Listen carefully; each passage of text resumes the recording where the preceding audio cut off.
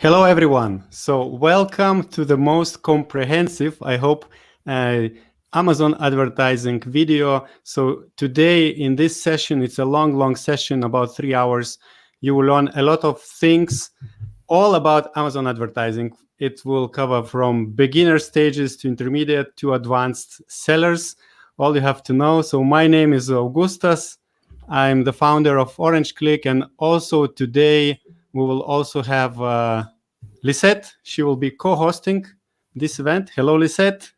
Hi, Augustus. Happy to be here. Excited about the workshop and to get to know more about PPC, but also go over the basics, which are really important for Amazon sellers. Yes, so those who are watching our YouTube channel time to time, you will meet Lisette quite often because she hosts a lot of videos. And today, besides us, there will be four experts, advertising experts from Perpetua. I will introduce them very shortly. And to mention, Perpetua is one of the probably leading softwares in Amazon advertising automation and optimization. And it's important to know that they are covering not only Amazon, but also other marketplaces. So you'll find the link below in the description if you want to check what they do and what services they provide. But today, as I said, will be 3 hours with 9 sessions of different in-depth information about Amazon advertising. And now I would like to introduce very quickly 4 guests from Perpetua. So it's Claire Lee. She's the e-commerce associate. Then we have Joel Selva. He's a business development lead. And then Michelle, she's a strategic partner manager. And finally, Jack Smith. He's a seller and agency partnership lead. So, Joe, you are business development lead from Perpetua. Could you very briefly describe each part? We will have 3 parts today in the workshop. And could you give us a very quick overview what each part is covering and how Amazon seller could benefit? Okay, sure. Yeah. So there's going to be 3 parts to today's session. So 101, 201, and 301 for Amazon advertising. Naturally, they will get more complex and advanced as we move forward. The first chunk, Amazon 101, is going to be about ensuring that you are maximizing your ad performance, on ad units like sponsored products and sponsored brands. So making sure that you're investing in the base ad units, making sure that you're understanding the importance of campaign structures and basic bid optimization practices. As we move into 201, we'll move into additional ad units. We'll also talk about how important it is to manage your ads effectively during seasonal periods for your products and how to manage your budget over a longer period of time and getting the most out of a fixed budget.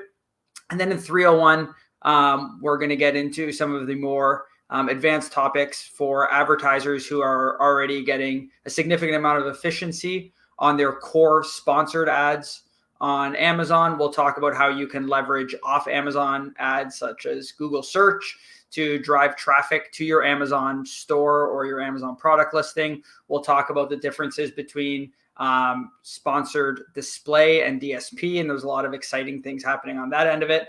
And then just generally how to ensure that you are looking at leading metrics such as your ranking and share of voice and your placement overall to drive efficiency in your ad spend. So we'll really get to a lot of the advanced topics at that point. I think each part of the session plays a role for everyone. Even if you're an experienced Amazon seller, you might get a lot of value out of the 101 session. And even if you're just starting on Amazon, by following us from 101 to all the way to 301, I think you'll also be able to get a ton from each session. Perfect. Sounds great. So to remind, if you are excited like us, please don't forget to hit the like button below and subscribe as well so that we trigger YouTube's algorithm and get more viewers to join this epic event. So now we are ready, I think, to start. And our first presenter is Claire. Claire, please take the stage. So introduce yourself shortly and share the screen. Hey guys, it's really great to be here. My name is Claire. I'm a e-commerce associate here at Perpetua. My current focus is really helping media agencies, brands, and Amazon sellers kind of develop and execute their strategies on Amazon. And I also focus on making, best practices and playbooks for new marketplaces that Perpetua is currently in the process of expanding to. So I will now share my screen just to get started here. So again, just to start the session off, thank you everyone so much for joining us today in this Amazon advertising workshop. And we really hope that you can gain some really key takeaways and actionable steps in these next few sessions to ultimately, help you with your Amazon advertising performance and really maximize your business potential. So hopping right into the first Amazon 101 session, our first topic is essentially keyword harvesting and bid optimization with your Amazon sponsored campaigns. I guess I quickly already did a little introduction there in the beginning, but again, just to introduce myself, I'm Claire, e-commerce associate here at Perpetua, and today I'm going to be sharing some of our best practices in order to develop and strategize with Amazon advertising and to really focus on growing your overall business on Amazon. So kind of diving right into, first I want to talk about just, harvesting keywords and, product or ASIN targets within Amazon. So obviously when dealing with Amazon advertising, keyword harvesting and mining plays an extremely crucial role for driving obviously not only discoverability, but conversions at the end of the day.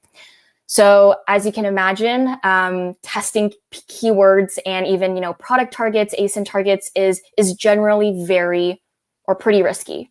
You can, at one point you can test and bid on wrong keywords and maybe, waste some money without seeing really any return on performance. And on the other sense, if you, fail to test the right keywords, you could be losing a lot of valuable sales potential against, a lot of your key competitors in the market. So in order to, I think in Perpetua, our main two philosophies that we use when approaching keyword and bid optimization is one, aggressive experimentation, and two, rapid optimization.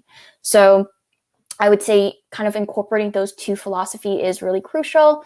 And to first start off with that aggressive experimentation component, it's important that you're kind of using the two main sources of keyword discovery that Amazon provides you. So one is through automatic campaigns, where obviously Amazon, you just kind of run a campaign and Amazon basically shows your ad on whatever search terms that they believe is the most relevant for your advertised ASIN.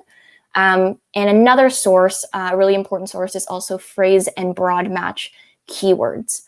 So by actually utilizing both these sources, you can cast a very large net on the entire relevant search space for a given product that ultimately all kind of feeds into what Amazon has called the Amazon search term report. And that Amazon search term report at the end of the day is really what you're using to, analyze any high performing search terms, any low performing search terms, and then kind of optimizing your manual campaigns from that end. So I would say the kind of general rule that we like to use in Perpetua, obviously we have kind of these advanced algorithms that take in a lot of different factors, but one of the key things that you want to kind of look at when you're manually doing this yourself is, looking into the search term report and, to kind of support that aggressive optimization philosophy, harvest any high performing search terms that typically could be indicated by either one or two conversions, and add those either, to your manual keyword campaigns, or if you have keyword and product targets kind of mixed together in one manual campaign, adding them to those manual campaigns for a little bit, basically more precision and more accuracy with your bids. So kind of expanding on the concept of also using, broad and phrase matches. So a really important thing to note that, especially when you're harvesting keywords into your manual campaigns, we always recommend ensuring that you're actually balancing your keyword portfolio and including all 3 match types of basically almost all the keywords that you're adding into your manual campaigns. So, you want to include both phrase, exact, and broad matches. And what this really allows you to do is that not only, obviously, each match type has its kind of own use cases and its own benefits. And, by limiting, maybe people are kind of more focused towards those exact matches because they are a little bit more precise and likely will have higher conversion rates and efficiency there. But, every match type comes with its own use case. And by limiting your keyword set from the initial jump, you'll kind of have less insights to actually learn from and experiment with, which is really critical when kind of deciding how to drive your keyword strategy. So it's important that you include all 3, and this then allows you, aside from the exact match types, those phrase and broad match types will really allow you to aggressively experiment and gain a little bit more data in the entire relevant search space for a given advertised product, which really quickly gives you access to new keyword ideas, especially like long tail keywords. So again, at the end of the day, when you actually harvest all 3 match types, I'm not saying that all those 3 should be equally weighted in terms of maybe their bids, but it's important to look at each type, see the performance that you're actually gaining, and optimizing bids moving forward for each match type of the keyword. So now I'm going to dive in a little bit further into bid optimization. So it's important to, I think, first note that bids should be really based on, some key factors. So one, for, keyword bids should really be based on the exact type of keyword, the match type, obviously, as well as the products that you're actually inputting into that campaign. So, some products might be, kind of further along in their product life cycle, and, they already kind of have that brand awareness, already pretty mature in the market, and maybe have a ton of ratings and reviews. So, a bid for a more mature keyword that is deemed more relevant to Amazon itself is probably going to, likely need a lot lower of a bid compared to a new product launch. So you really need to take all those kind of factors into consideration. And I would say the same goes for product targets, for ASIN targets. So the bid should, always be based on that ASIN target. So whether, how competitive of ASIN that is from your competitors, if it's more of a lesser known ASIN, things like that. You should also take in the category that you're performing in. And as well, again, the products that are being advertised in the campaign. So just to kind of, there's a lot of best practices out there, but these are just a few of the ones that we like to incorporate, especially might be really useful for kind of beginner advertisers on Amazon. Is number one, I think Amazon's suggested bids that are provided to you in the console, it is really a great initial starting point for bids. I know that, there's a lot of resources out there where there's specific formulas that you can, use to actually get a set bid, which, there's not one right formula. And our algorithm with Perpetua, definitely uses a formula-driven method. But, for very new advertisers, I think kind of the best way to go off the bat is just using that suggested bid as an initial starting point. And then, after a few weeks, after you run with those bids, you'll kind of see data starting to come in, and you can kind of adjust the data as performance rolls in. Next best practice is just to, obviously prune out poor performing keywords through bid reduction. So, there's some people like to use negative matches within, their campaigns to kind of exclude performing keywords, and that's definitely a strategy that is an option for you.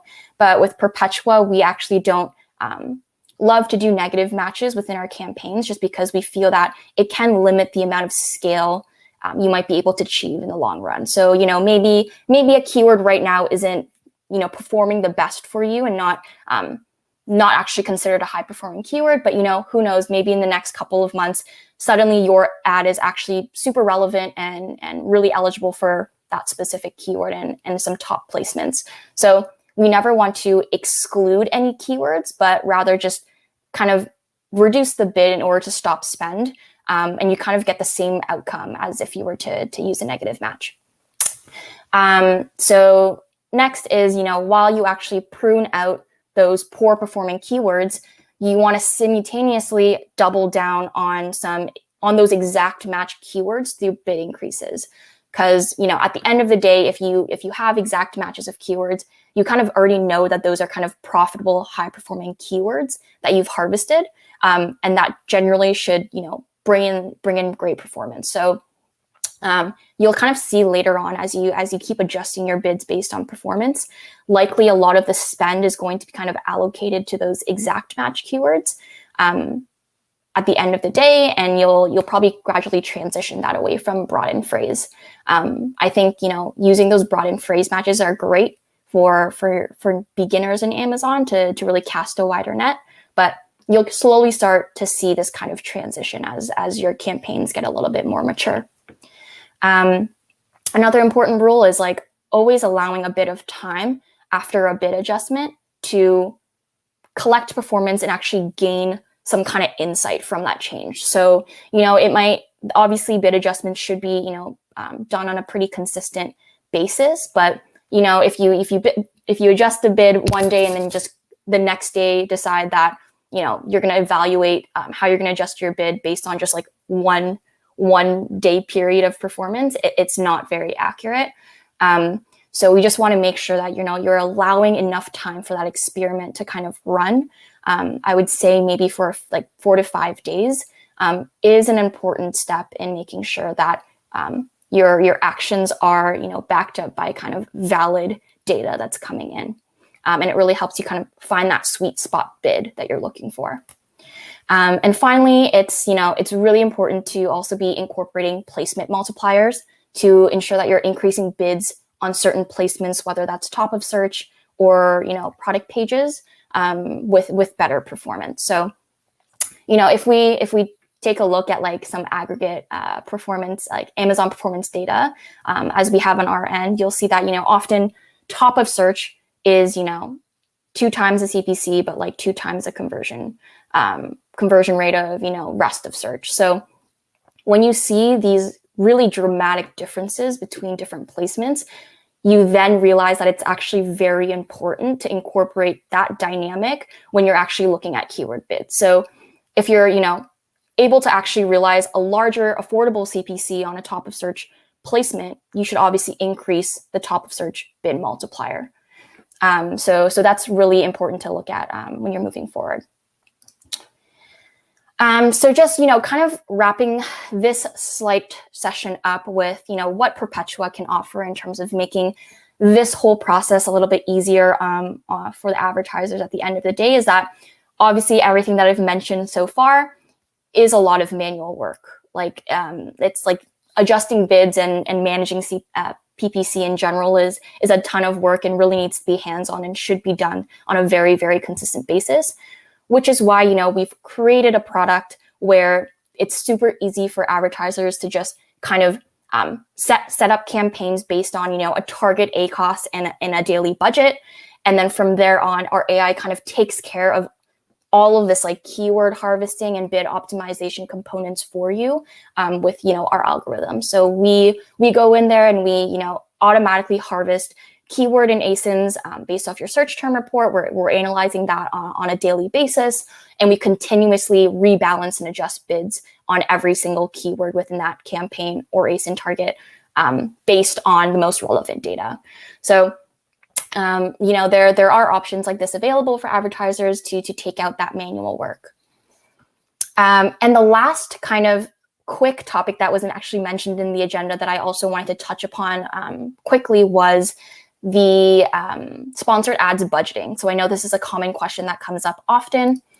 So just to give you guys some, best practices on how to budget your PPC is that obviously in the same way that, spreading your ad spend across many keywords can be inefficient, maybe putting too much investment in, sponsored brands or a sponsored display, all these different ad units that are popping up, it can make it difficult for a lot of sellers, especially in the beginning, to get the most out of their ad when getting started. So just know that there isn't one answer that fits all for every seller in every situation.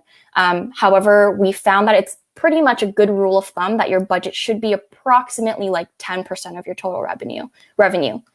And, you know, as you gain a little bit more experience and more data, you can kind of scale your budget in terms of your revenue. And this way you can kind of make sure your budget is staying in check, essentially.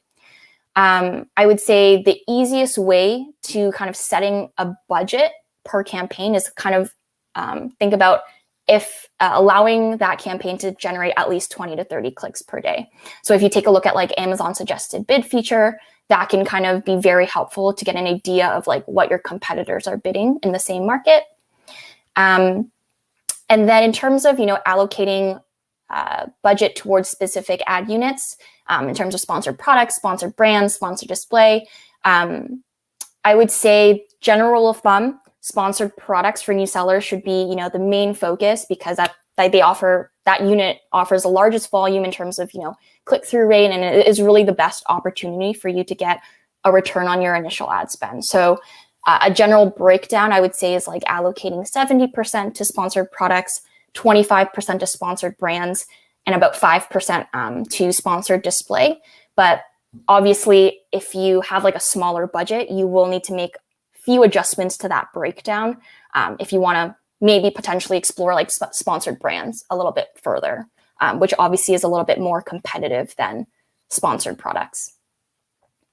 So that is all for the first session there. So I will now take on a slight Q&A period. Yes, we have some questions. So the first question is, do we have to get at least 5 reviews before we run PPC on any campaign? Can't we run without any reviews? I would say you don't necessarily need 5 reviews to run advertisements and run sponsored ads on a new product.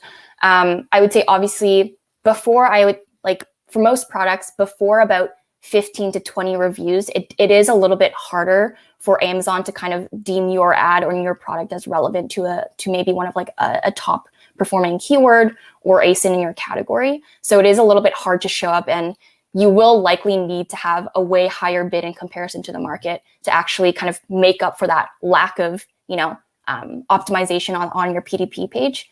But I definitely don't think it's you cannot run ads at all. I think it's definitely beneficial to have that running as you kind of slowly start ramping up your product detail page.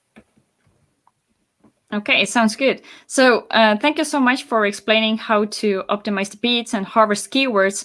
We had one question from Alfonso asking, when harvesting keywords, then could it be that you start to compete for the same keyword and for the same bid, which means that the bid price will go up?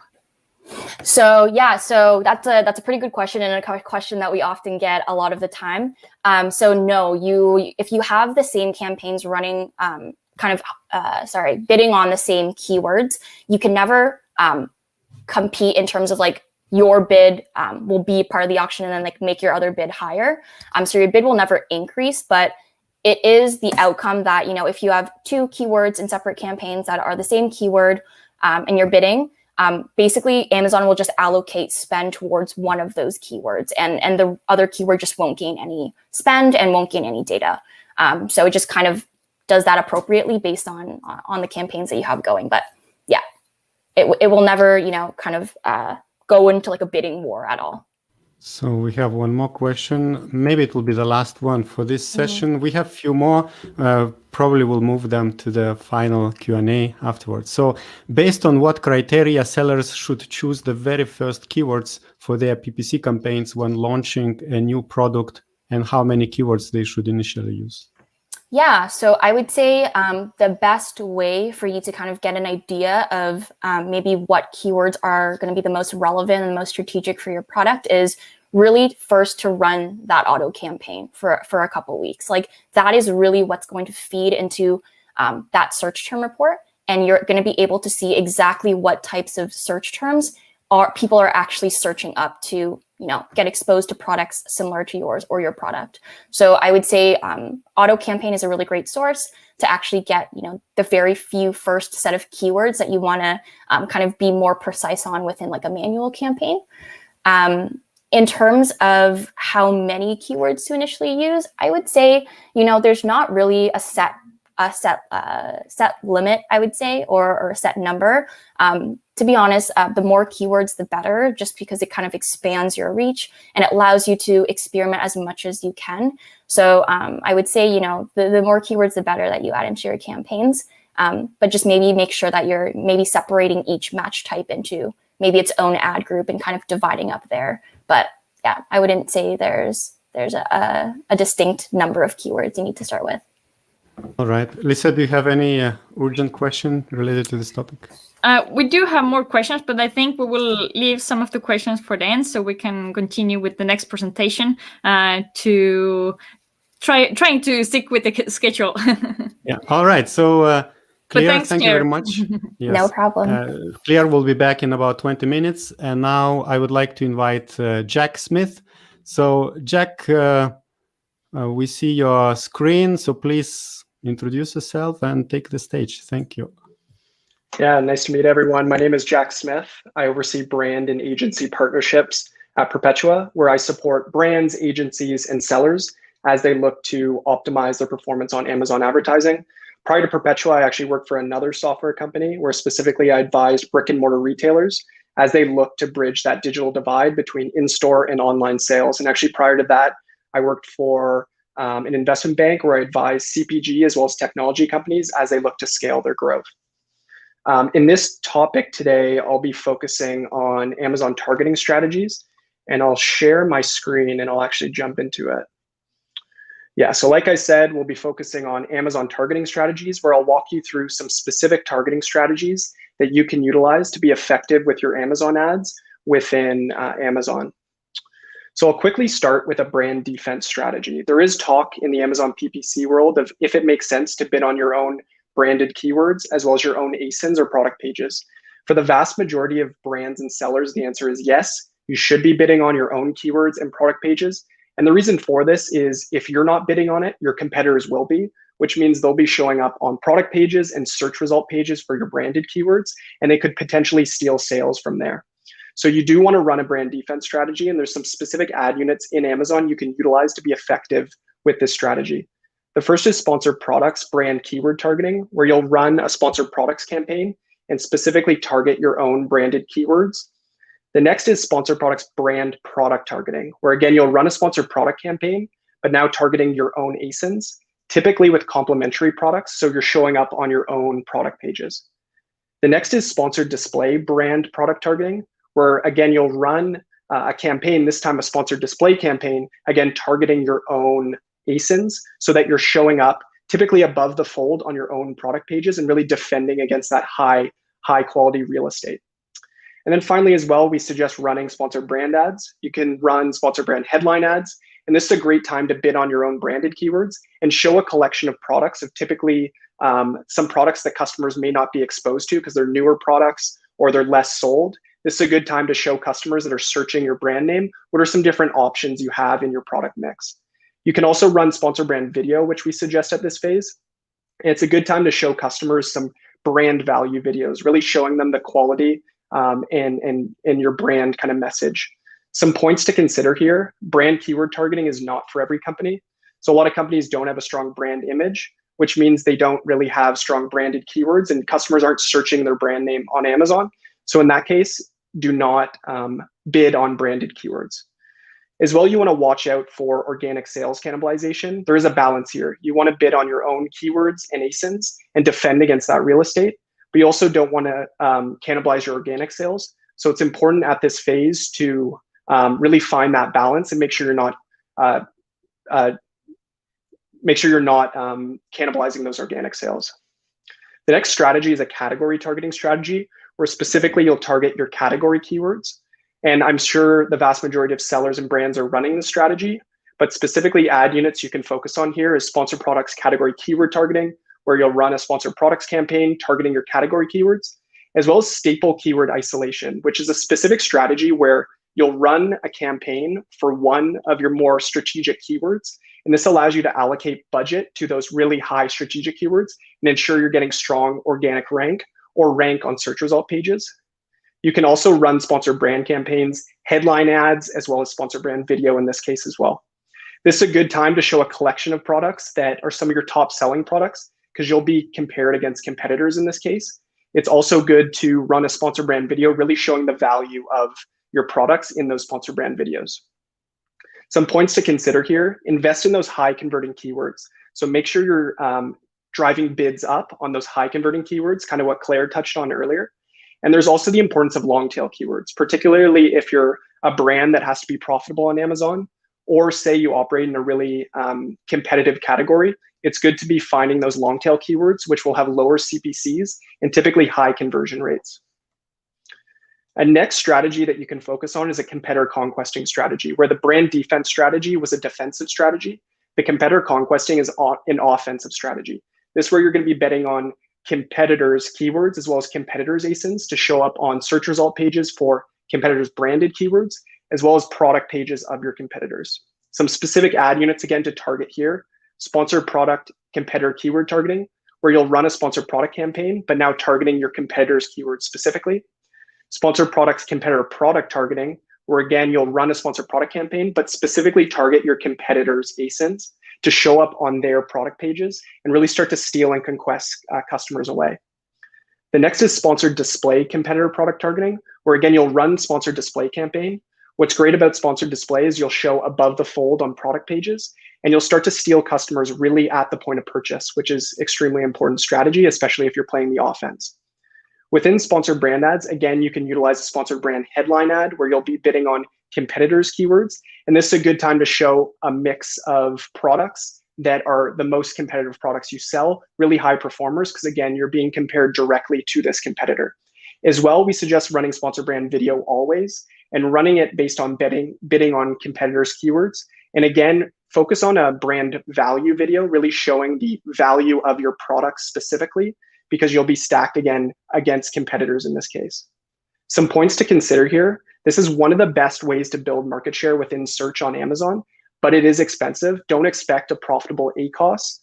So if you're a brand that needs to be profitable on Amazon, this isn't the strategy for you. But if you're looking to grow market share within a category, this is a really effective strategy to do that. So once you've launched those campaigns, how do you track performance and optimize going forward? I've listed some specific metrics that you can focus on to ensure that you're getting performance. The first is ACOS. We suggest breaking the ACOS down to branded, category, and competitor. And you'll want to see your ACOS trending down over time as your advertising costs come down and as your sales start to increase. And you'll also want to see a split of the branded, category, and competitor, branded being the cheapest ACOS or the lowest ACOS, category being higher, and competitor typically being the highest ACOS. The next is click-through and conversion trend, where you'll want to see click-through rates and conversion rates trending up as you gain more relevancy on Amazon, as you increase your rank. That brings me to organic rank, which is an extremely important metric, which shows you where you're ranking unsponsored on search result pages. What's great is if you have a strong organic rank, it means you have high real estate for low cost. So every customer that's converting on your placement is converting into an organic sale. So a lot of individuals will optimize for organic rank. Total share of voice shows you the percentage that your products show on search result pages. And specifically for the brand defense strategy, this is a good metric to keep track of to see effectiveness, because if you're bidding on your own branded keywords and ASINs, that means you'll want a total share of voice of close to 100%, meaning competitors aren't even showing up on your search result pages. And then within category, if you want to dominate market share, you'll keep track of category keyword total share of voice to see if you are showing up high percentages on those category keyword search result pages. And then as well, blended ACOS, not only tracking ACOS, but blended ACOS, which is your advertising cost of sale on your total sales, both organic sales and ad attributed sales. And again, you'll want to see ACOS coming down over time as organic sales increase and as advertising costs come down as well.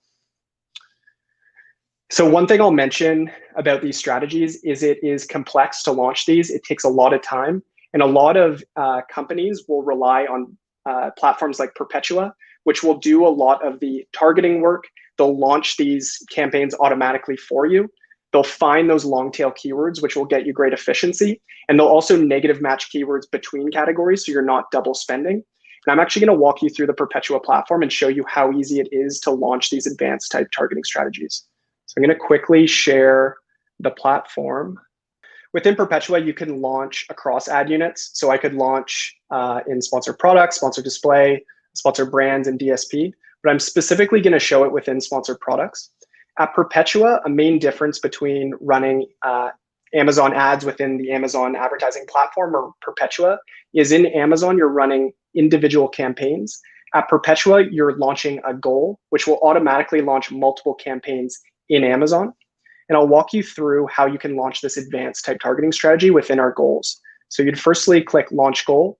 You'd find your product from the product list. You would then select Advanced Targeting. And now you can specifically target based on your branded keywords and ASINs, category keywords, as well as competitor keywords and ASINs. And for each of these targeting strategies, our system is going to ask you to select a target ACoS that you want our ad engine to maintain, which allows you to control profitability. And you'll also assign a daily budget to each. So I'll do that for each of these targeting strategies. And then once I click Launch Goal, like I said, we automatically launch multiple campaigns in Amazon. In the case of this advanced goal, we'll actually launch 6 campaigns automatically for you in Amazon. And then our system will do most of the bid optimization work. It's going to harvest new keywords and ASINs and really find those long tail keywords that I mentioned will be extremely important to your performance. So that is everything I wanted to walk through in this discussion. I think we can move on to Q&A now. Okay, cool. Thank you so much, Jack. We have many questions, but let's start with the first one. So when sellers put together their list of ASINs they would like to target, where should they start from, or how they can do that? Yeah, so what's great about, again, relying on a platform like Perpetua is we're constantly harvesting these keywords and ASINs for you. So we're determining the best fit for you and the ones that are most likely to convert. If you don't have access to a platform like Perpetua, there's a number of tools that specifically focus on finding keywords and ASINs. But a bit of this as well can be done just based on your knowledge of the space and your knowledge on the market. You can research some category keywords, for example, find the top competitors or competitors that would stack against your product page very closely, and then specifically start targeting those ASINs and some of those category type keywords as well.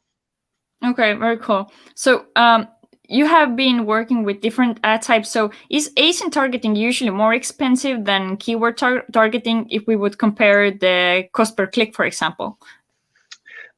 Especially in the competitor strategy, typically yes.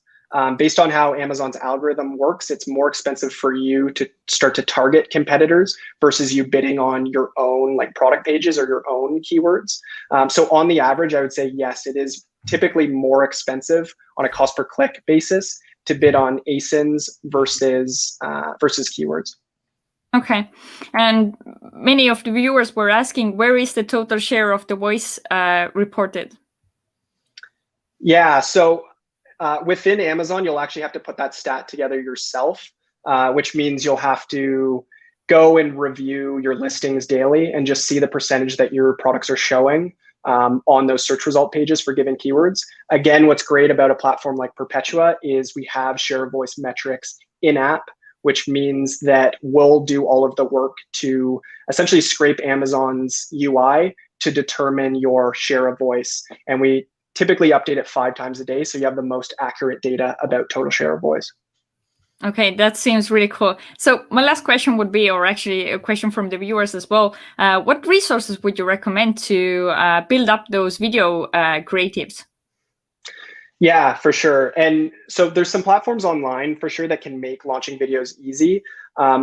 Amazon videos have a very specific format of how to be effective. And I know one of the later sessions will be specifically focusing on how to be effective with your videos. So I'll leave some of those insights for that session. But what I will say is Perpetua actually has a video creator tool where you can launch really high impact sponsor brand videos, literally in a matter of seconds through our platform. And you can attach multiple products within that. So you can launch them for all of your product offerings, which is a really helpful resource. But other than that, there's some other resources online for sure. Actually, yeah, thank you for the answer. Actually, I wanted to point those who will be watching this video later in the link to the Perpetua's demo, how this video creator is working. It's very nice kind of presentation, how very quickly within like 10, 15 minutes, you can create your video advertising. It's perfect. Yeah. So, all right. I thank you very much, Jack. I think Jack will be back in about 1 hour.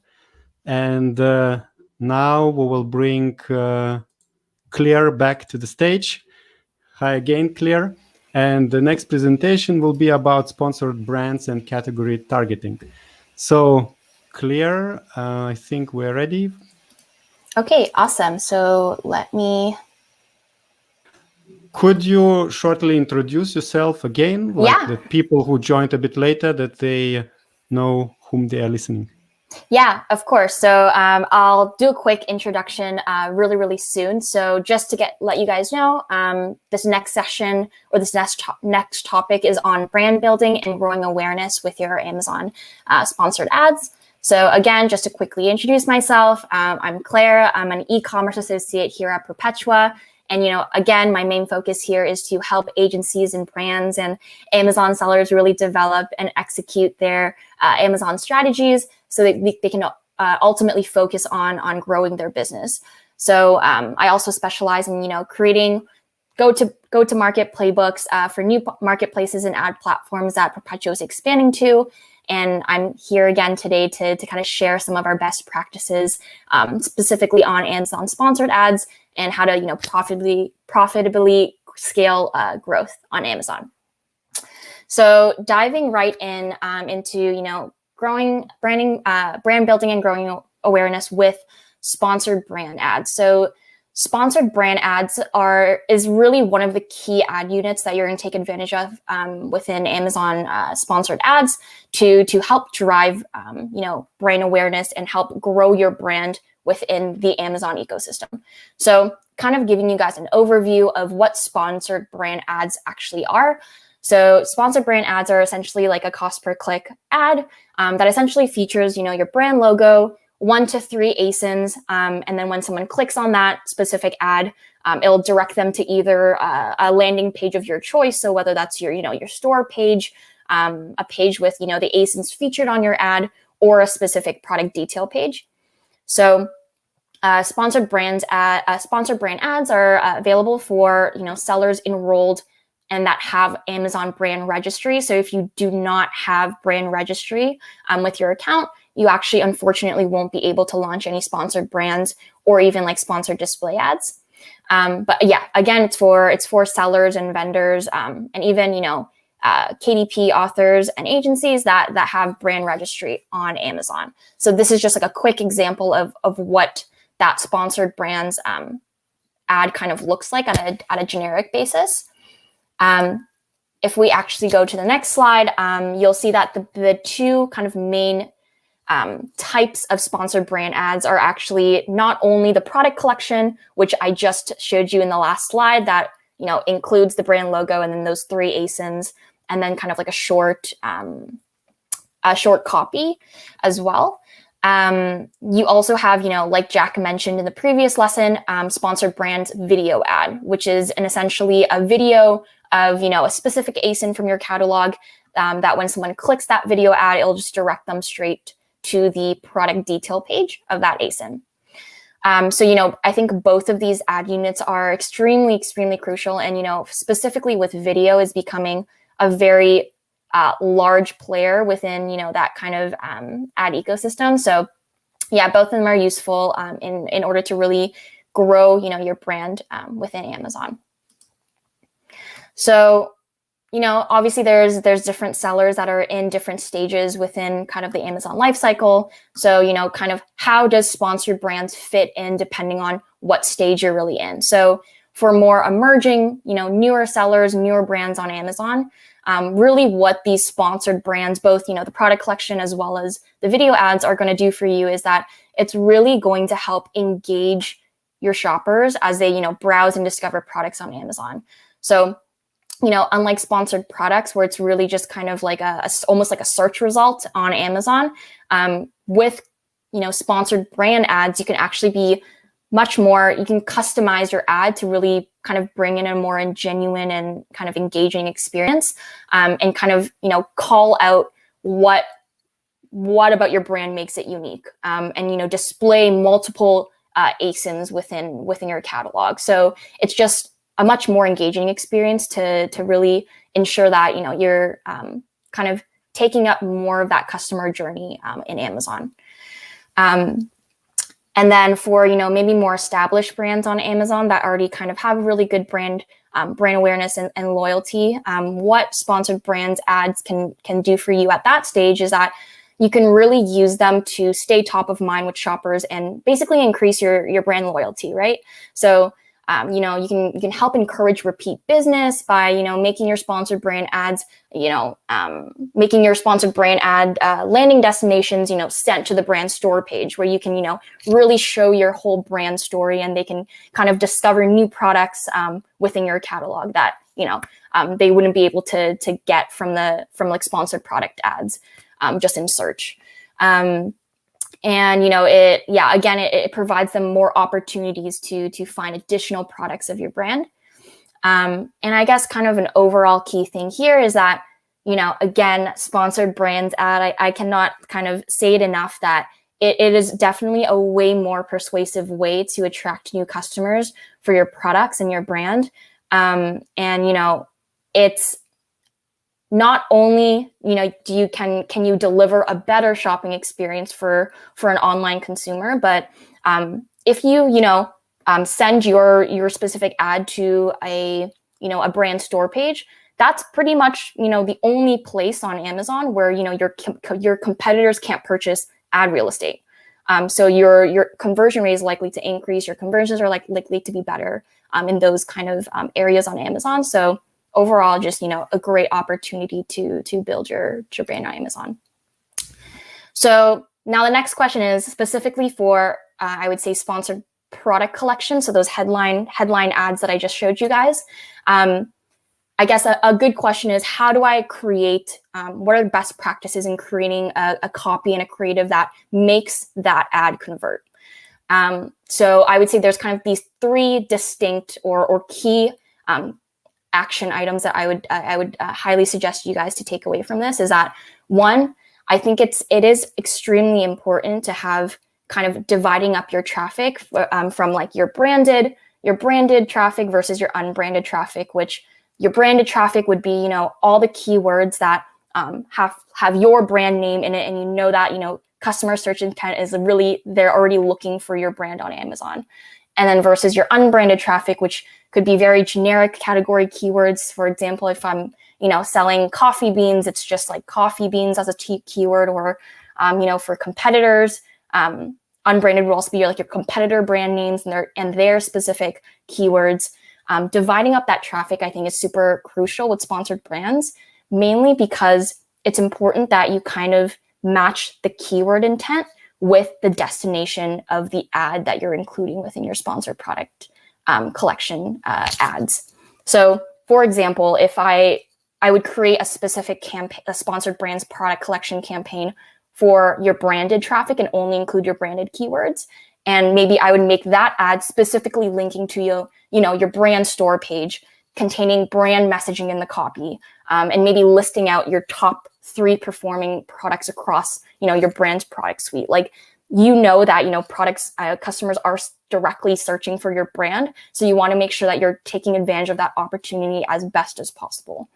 And that's very different from, a campaign that's running towards, that's targeting unbranded traffic. So your category and competitor keywords. So, this copy might look very different, as in maybe it links to a very specific product line that customer is searching for. It lists maybe the 3 top, child ASINs or variants of that product line. And you can even, leverage keyword data from your sponsored product campaigns, get some of your top performing keywords from there and transfer over into kind of putting it into your copy within the unbranded campaign. So I think it's really important to distinguish between the two. And you can also have, more control over how much budget, how much spend, and how aggressive you want to be with each type of traffic. Second is kind of basing off of my last point from the last key takeaway is, leveraging data from your sponsored product ads to guide your sponsored brand's ad copy is extremely effective in a sense that, sponsored brands copy really kind of needs three main components to be successful. So it needs to directly align with, the copy with, customer intent. It needs to clearly communicate value proposition, and you need to leverage, kind of high performing keywords within that copy. So, a great way to do that is to actually utilize, your top performing keywords within your sponsored product ads, kind of have that communicate to your sponsored brand campaigns, and, input that into your copy so that, you're clearly aligning your copy with customer search intent. And the last I would say is, promoting best-selling products. So when you actually, create a sponsored brands product collection for whether that's branded or you're unbranded, kind of strategically selecting, your top performing ASINs or products within a product line is extremely crucial, just to make sure that, you're taking, you're kind of increasing your chances of actually, conversions for that ad. So I would highly suggest always using best-selling products. And then the next topic or the next section of brand building and growing awareness that I wanted to touch upon was another way you can do, kind of help your brand grow and grow awareness within the market is by using category targeting. So at Perpetua, we kind of think about targeting in really three distinct buckets. And I'm sure you have seen that in Jack's demo of when you even create a goal, how we usually can separate, your branded versus your competitor and category. So for your brand, first, distinct bucket is your branded traffic. So that includes your branded keywords and your branded ASINs, so your own ASINs within your catalog. And typically, when you're targeting these types of targets, we typically see a lower ACoS and a pretty high conversion rate, and which is pretty self-explanatory there. But then, when we move on to competitor targeting, we see that typically comes with a higher ACoS because customers are specifically, searching for another competitor's brand rather than yours. So they have like a pretty distinct purchasing intent to buy from your competitors. So you typically see kind of a lower conversion rate, but at times you're actually maybe able to steal market share. And then you finally have that category bucket, which is really essentially, kind of your not only your long tail keywords that, maybe have a low ACoS and have a little bit lower of a search volume and a bit more niche. You also have, those flagship category keywords that are those, kind of strategic, high volume keywords within your category targeting that typically come with a higher ACoS due to that high search volume and competitiveness for that keyword or search term. So I think the main problem is that really oftentimes it's advertisers might, prioritize moving the needle on metrics that aren't necessarily driving incremental growth into their business. So for example, me as an advertiser, I could be observing a decreasing ACoS and increasing attributed sales, which looks positive on my end, right? Like when I have a campaign, but maybe when I take a deeper dive into that campaign and actually evaluate the keywords that I'm bidding on, I could be allocating more budget to a branded campaign where kind of a lower ACoS and high conversion is kind of expected. And, kind of this results in, more of like a flatline sales and kind of worst case, cannibalizing your organic growth. So, you can already be organically doing so well on those branded terms, but now you're just on top of that paying to actually gain a lot of those clicks that you would have, gained organically in the first place. So, kind of going off that, I think it's really important in order to get incremental growth on Amazon, you really want to also, have a high priority on flagship category keywords in comparison to maybe like your branded or your competitor. So the reason for this is that, it's widely known that almost like 60% of your product searches or 60% of customer product searches on Amazon are really generic by nature, right? Like people are just kind of searching up, coffee, like roller skates, something like that. And it's very generic and they might not actually have a specific brand or competitor brand in mind. So for businesses on Amazon, there's a handful of these really, really high volume generic terms in kind of each category. So these kind of flagship category keywords are super important to capture because these are essentially kind of like shoppers who really haven't made up their mind yet about which product to buy. They're just kind of browsing, they're kind of looking at alternatives. So it really makes it an ideal moment for advertisers like yourself to really capture, these new shoppers that are browsing in a state where they're not sure. So it's really crucial to get kind of new to brand customers this way. And I would say your kind of best practices on kind of growing on flagship category keywords is that, one, to do this, you want to identify those high volume keywords that are relevant to your business. So for example, if I sell coffee beans would be extremely big flagship category keyword for me, and you want to make sure that you're bidding pretty aggressively on these keywords. So with Perpetua, you can set a distinct target ACoS for specific keywords within a campaign, and really be aggressive with your bids. And also, you can even apply what I talked about before, where you can do placement multipliers and make sure that you're setting multipliers on top of search for that specific keyword for sponsored product campaigns. So the reason why you want to be bidding so aggressively is that your best chance at growing product awareness and brand awareness and winning the trust of customers is essentially to be showing up on that top of search placement within that search result as much as possible. Like, that is prime real estate. That is really where you're going to get the most bang for your buck. So that is one of the main reasons why you want to be pretty aggressive. And then second, you can use both product sponsored brands product collection and video ads to target category flagship keywords, and you can kind of promote discoverability that way through increasing your share of voice within that search results page.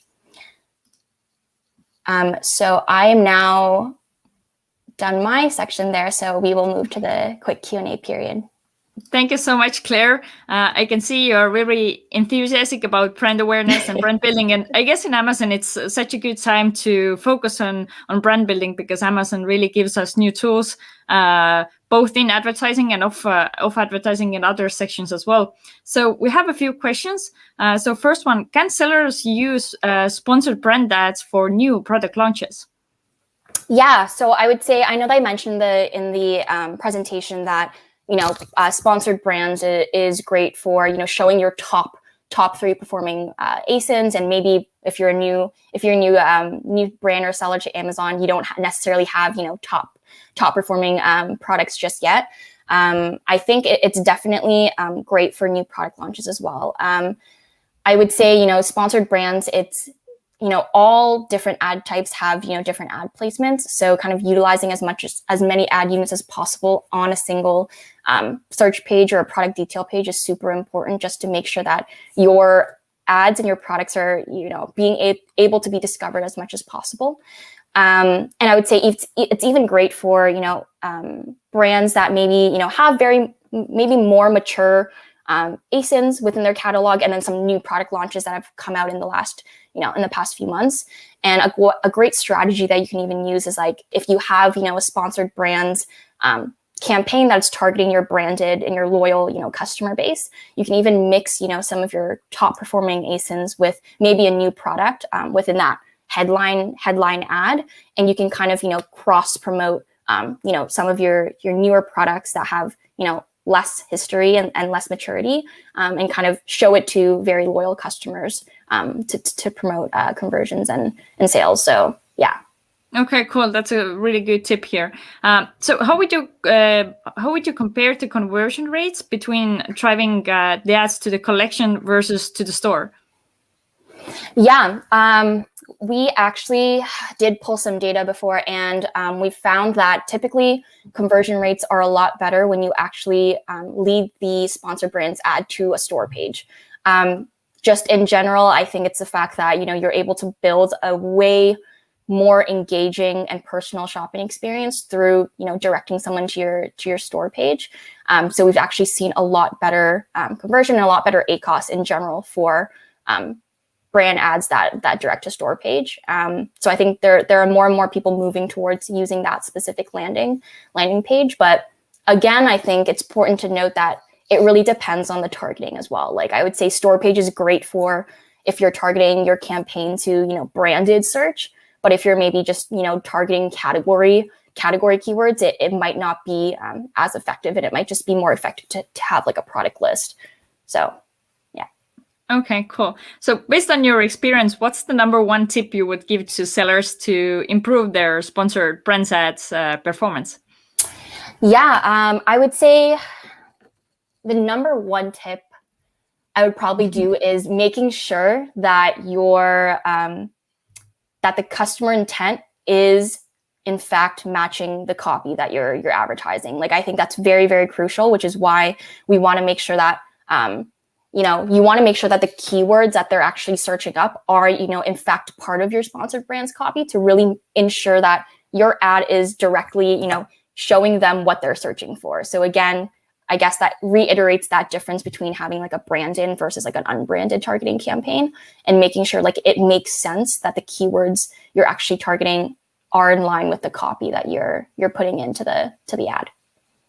Okay, thank you so much. Really valuable information for all of the viewers. I'm very sure of that. All right, so thank you very much, Claire, for this presentation. Your presentation is next as well, like the following one, but let's have a short break. I will play the clip of, so Claire can have a short break, 2 minutes. So one more time, I want to remind how all this workshop is working. You will find the important links below in the description if you want to try Perpetua. There is, I think, a discount code written in the description as well. You will find the rest of the agenda of this workshop also in the description. We are done with the first hour, which was for beginners. The second hour, which will start in a few minutes, will be for intermediate Amazon sellers. And the first presentation will be by Claire again about video ads.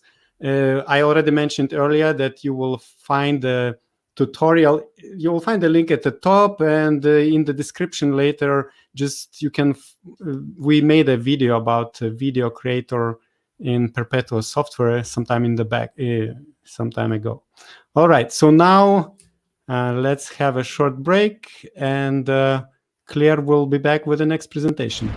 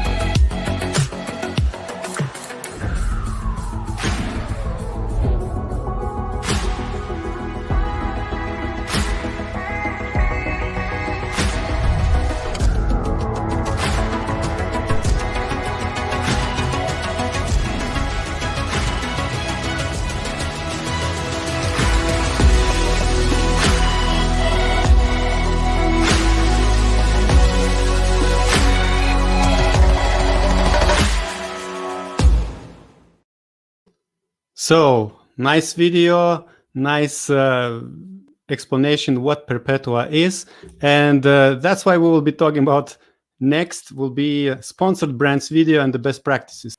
Yeah, I guess just to start off this next session for more intermediate advertisers, I guess. We're going to kind of dive into what I've kind of mentioned previously about, the importance of sponsored brands video within Amazon, and, a few best practices that we want to outline moving forward. So again, a quick introduction of myself for anyone who's, just joined the workshop now. I'm Claire. I'm an e-commerce associate here at Perpetua. Again, my kind of main focus at Perpetua right now is to help a lot of media agencies, brands, and Amazon sellers kind of develop and execute their Amazon strategies. ultimately to allow them to, focus on growing their business. So I also specialize in, building go-to-play market playbooks, as well as, new marketplaces to kind of add into the Perpetua ecosystem. So here, we're just here today to, kind of share some best practices on different aspects of Amazon advertising, so that you can really, help profitably scale your growth on Amazon. So right now we're gonna, dive really into, sponsored brands video and some best practices for video creative. So, I would say, again, like Jack mentioned previously in kind of like the second session here, is that videos that are directly for advertising on Amazon for sponsored brands is very specific. It's a very different video of what you would see maybe on, a product detail page for an ASIN on Amazon. So they're kind of, some key concepts that you want to be familiar with when you're actually, going to actually create the video creative itself. So number one, I would say you really want to ensure that the video is very brief and focused. So typically the optimal video length that we encourage you to make the videos are about 15 to 30 seconds to actually relay your message and, kind of hold customers' attention. So that's kind of important to note. Another thing to note is that you definitely should be showing your product. So I would say the key here is that you even want to try to display your product in the first 2 to 5 seconds. And we've typically found that, the best results and to actually get a great click-through rate is to actually show your product within that time. Another main focus is that you should ensure that the content is, either educational, demonstrative, and very, very product focused. Again, very different from maybe what you would display in a product detail page for a video. So, if you just kind of remind yourself that, Amazon customers are in fact, on Amazon to shop for products and brands, you need to be, actually matching again your copy and your creative to that intent. So, show your product as much as possible, and even showing your product in use is very important, right? So especially if your product is very heavily valued through like a demonstration, like it's maybe kind of hard to tell the value of that product or the functionality just by maybe looking at an image. In those cases, it's really important to, kind of show that product in action, how it works, and, ultimately be able to give viewers like a value add from that really quick video. Another thing that I think is quite overlooked most of the time when people kind of go and try to create a creative for video is that you really want to pay a lot of attention to Amazon's video and audio specifications. So a lot of times we have advertisers that who, if you don't use our, video creator in-app, which kind of ensures that all those specs are kind of automatically built in for you and applied. If you're kind of creating your video on your own, once you create that video, if you're not respecting Amazon's specifications, the video is just not going to get approved. And then you just kind of have to go back to the drawing board and go through this cycle of, re-editing your video to ensure that, it meets their requirements. And it's a lot of time consuming and obviously a waste of resources if you're kind of putting a lot of effort into actually producing these video assets. So again, just avoid wasting your time and ensure that, one of the first things you're actually looking at is Amazon's video specifications, which you can, just find on their specific Amazon website for a list of those.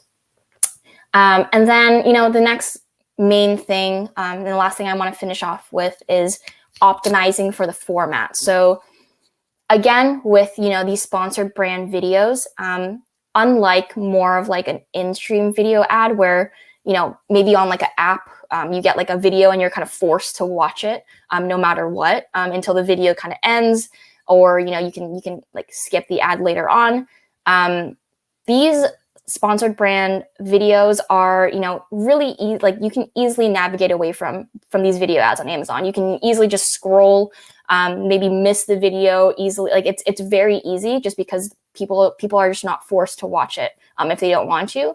So you have to ensure that although your video is, maybe being really demonstrative, you also want to make sure that it's kind of finger stopping and eye catching. And I know that's kind of a broad characteristic on what's considered finger stopping or eye catching, but, kind of take it as you will and think about if you as a consumer of your own product, what would actually make you kind of stop scrolling and actually watch the video. You want to make sure that there's some kind of like component in your video asset that catches a customer's eye.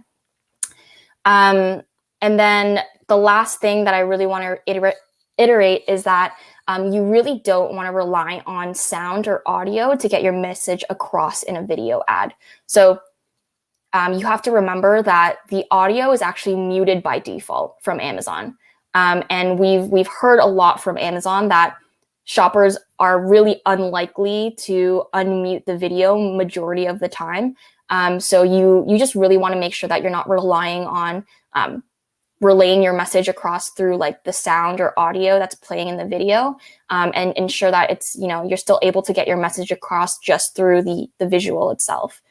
So that's really important to note there. And then, off of just best practices for the actual video creative and the video asset, there are certain best practices that you want to implement in terms of, actually running a sponsored brands video campaign. And I think a lot of it does kind of come from, best practices from sponsored brand product collection ads as well. So you might see a little bit of repetitive info here, but number one is to, it's awesome if you have a larger budget and you have, the capacity to do this. If it's feasible for you, if you have a separate video for kind of each segment. So again, like I kind of mentioned back with sponsored product collections, you want to have a specific campaign and a specific product collection creative for, your unbranded traffic, which includes your category and your competitor keywords. Versus, a different sponsored product collection ad creative for your branded traffic, for your branded keywords and ASINs there. So same case applies for, sponsored brand video ads. You might have a very different video creative targeting your competitor, your category shoppers, rather than, some maybe loyal brand shoppers. So you really want to make sure that you're actually separating out the traffic if you're able to, and kind of, again, match the video content to the customer search intent. Like I just cannot repeat that enough for sponsored brand ads in general. So that's really crucial to note. And another one is, again, it's awesome that you can actually kind of leverage keyword data from your sponsored product manual campaigns, advertising, the same ASINs in your sponsored brands video campaigns. So I think one practice that we love using in Perpetua is that all of our platform really focuses on kind of making sure that we can leverage data from different sources. So, a lot of times when our algorithm actually optimizes, a sponsored brands or a sponsored display campaign, a good chunk of that data actually is coming from, what we've seen in terms of performance for sponsored product campaigns advertising the same ASIN. So we will, usually pull, those top performing keywords that we're seeing in sponsored products and adding them directly into, the same, the sponsored brand, video campaigns or the sponsored brand product collection campaigns that are advertising the same ASINs to kind of jumpstart those campaigns on a pretty good level. So that's always, a concept that you can apply, not only for video, but for sponsored brands and display as well. It's always good to have, your different ad units kind of speaking to each other. And that way you can always kind of leverage different data sets. And then, kind of focusing on a little bit deeper on what the actual support looks like for sponsored brands video campaigns in Perpetua. So first, we have a in-app video creator that essentially gives you, a set of templates that we've created based on, best practices, what's going to drive the most clicks, and, a lot of factors that kind of take into place on how we've built out these video themes. But essentially what you can do is you can use our video creator and, select a default theme input some copy there, so you can change out the images, the color, the font, the audio, everything like that, and it makes it really easy for you to essentially create a video asset without expensive production costs. And I would say it probably takes maybe, I would say, like 2 to 5 minutes to create a video. So it's super easy, an affordable way for you to actually take advantage of sponsored brands video ads, especially if you're a newer advertiser to Amazon. And then once you create the ad, you can automatically launch a campaign, sponsored brands video campaign with that specific video. And from here, we kind of, like I said in the previous slide for best practices, we actually kind of hot start this, sponsored brands video campaign by harvesting performance data from your sponsored product campaigns and making sure that we're leveraging as much data as possible to get, the most efficiency and the most traction right off the bat. And then so from moving forward after that launch, we then also optimize those sponsored brands video campaigns. So we can, use our ad engine that, obviously optimizes performance for sponsored products, for sponsored brand product collection, and, the rest of that kind of ad catalog. We can do the same thing for sponsored brands video. So, we'll constantly do bid adjustments, harvest new keywords, all of that good stuff with your sponsored brands video campaigns in order to really, drive new to brand customers and kind of maximize your advertising budget overall. Awesome. So this was a little bit shorter of a session for me, but I am at the Q&A stage here. Perfect. And now we have few questions. So let's see. The first one is, what is the best way to do an A/B test for 2 different sponsored brand videos? Yeah, great question. So A/B testing in Amazon is a little bit difficult, in my opinion, in terms of really getting like a one-to-one comparison. Just because when you launch, let's say I launch 2 different sponsored brands video campaigns and targeting the exact same keywords to see which one performs better. Likely, whichever video campaign has more conversions, over time, Amazon will just continue to show that video ad rather than the other video ad. And then the other campaign won't gain any data. Like, we just won't get any spend. So similar to how it works for when you have competing keywords and sponsored products, it'll be very hard to get both of those campaigns to show up at the same time and really see a one-to-one comparison. So I would say the best kind of workaround to doing maybe an A/B test is that you could have 2 sponsored brands video campaigns and maybe have, your top, like split out your top 10 keywords and put 5 of your top keywords in one campaign and 5 of the other ones in another campaign. And maybe that way you can kind of see somewhat of a comparison to how those video ads are performing. But I would say it's never going to be a one-to-one test. So it is a little bit difficult, and you kind of have to use like weird workarounds to kind of get some kind of insight between the 2. All right. Another question, how do you harvest new keywords with sponsored brand video if there is not an auto option for that ad type? Yeah, so that's why I think when I mentioned before in the aspect of leveraging keyword data from your sponsored product ads, because I'm assuming for a majority of advertisers, you're likely, if you have sponsored brands campaigns, you're likely already advertising with sponsored products. I would say to find new keywords or at least top performing keywords off the bat, I would really suggest looking at your like search term report specifically for your sponsored products and see what type of keywords that people are searching up in and actually converting on. So I would usually leverage the data that you're gaining from your sponsored product campaigns for the same ASINs that you're advertising on your sponsored brands video and kind of pull those over as a good starting point.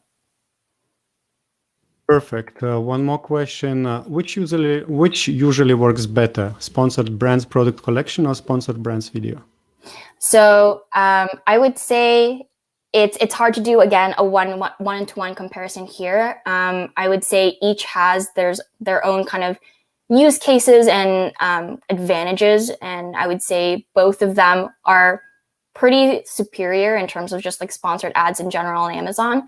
I would say if possible, and if you have the budget, I would definitely leverage both at the same time to ensure that you're kind of, again, covering the entire customer journey and making sure that you're increasing your share of voice on that certain search term. So yeah, I would say there's not one that works better than the other, but I would say using both is great. And I would say right now, I think sponsored brands video is kind of like a really key ad unit that majority of advertisers are taking advantage of and seeing great return on. So maybe for the time being, sponsored brands video is pretty superior right now.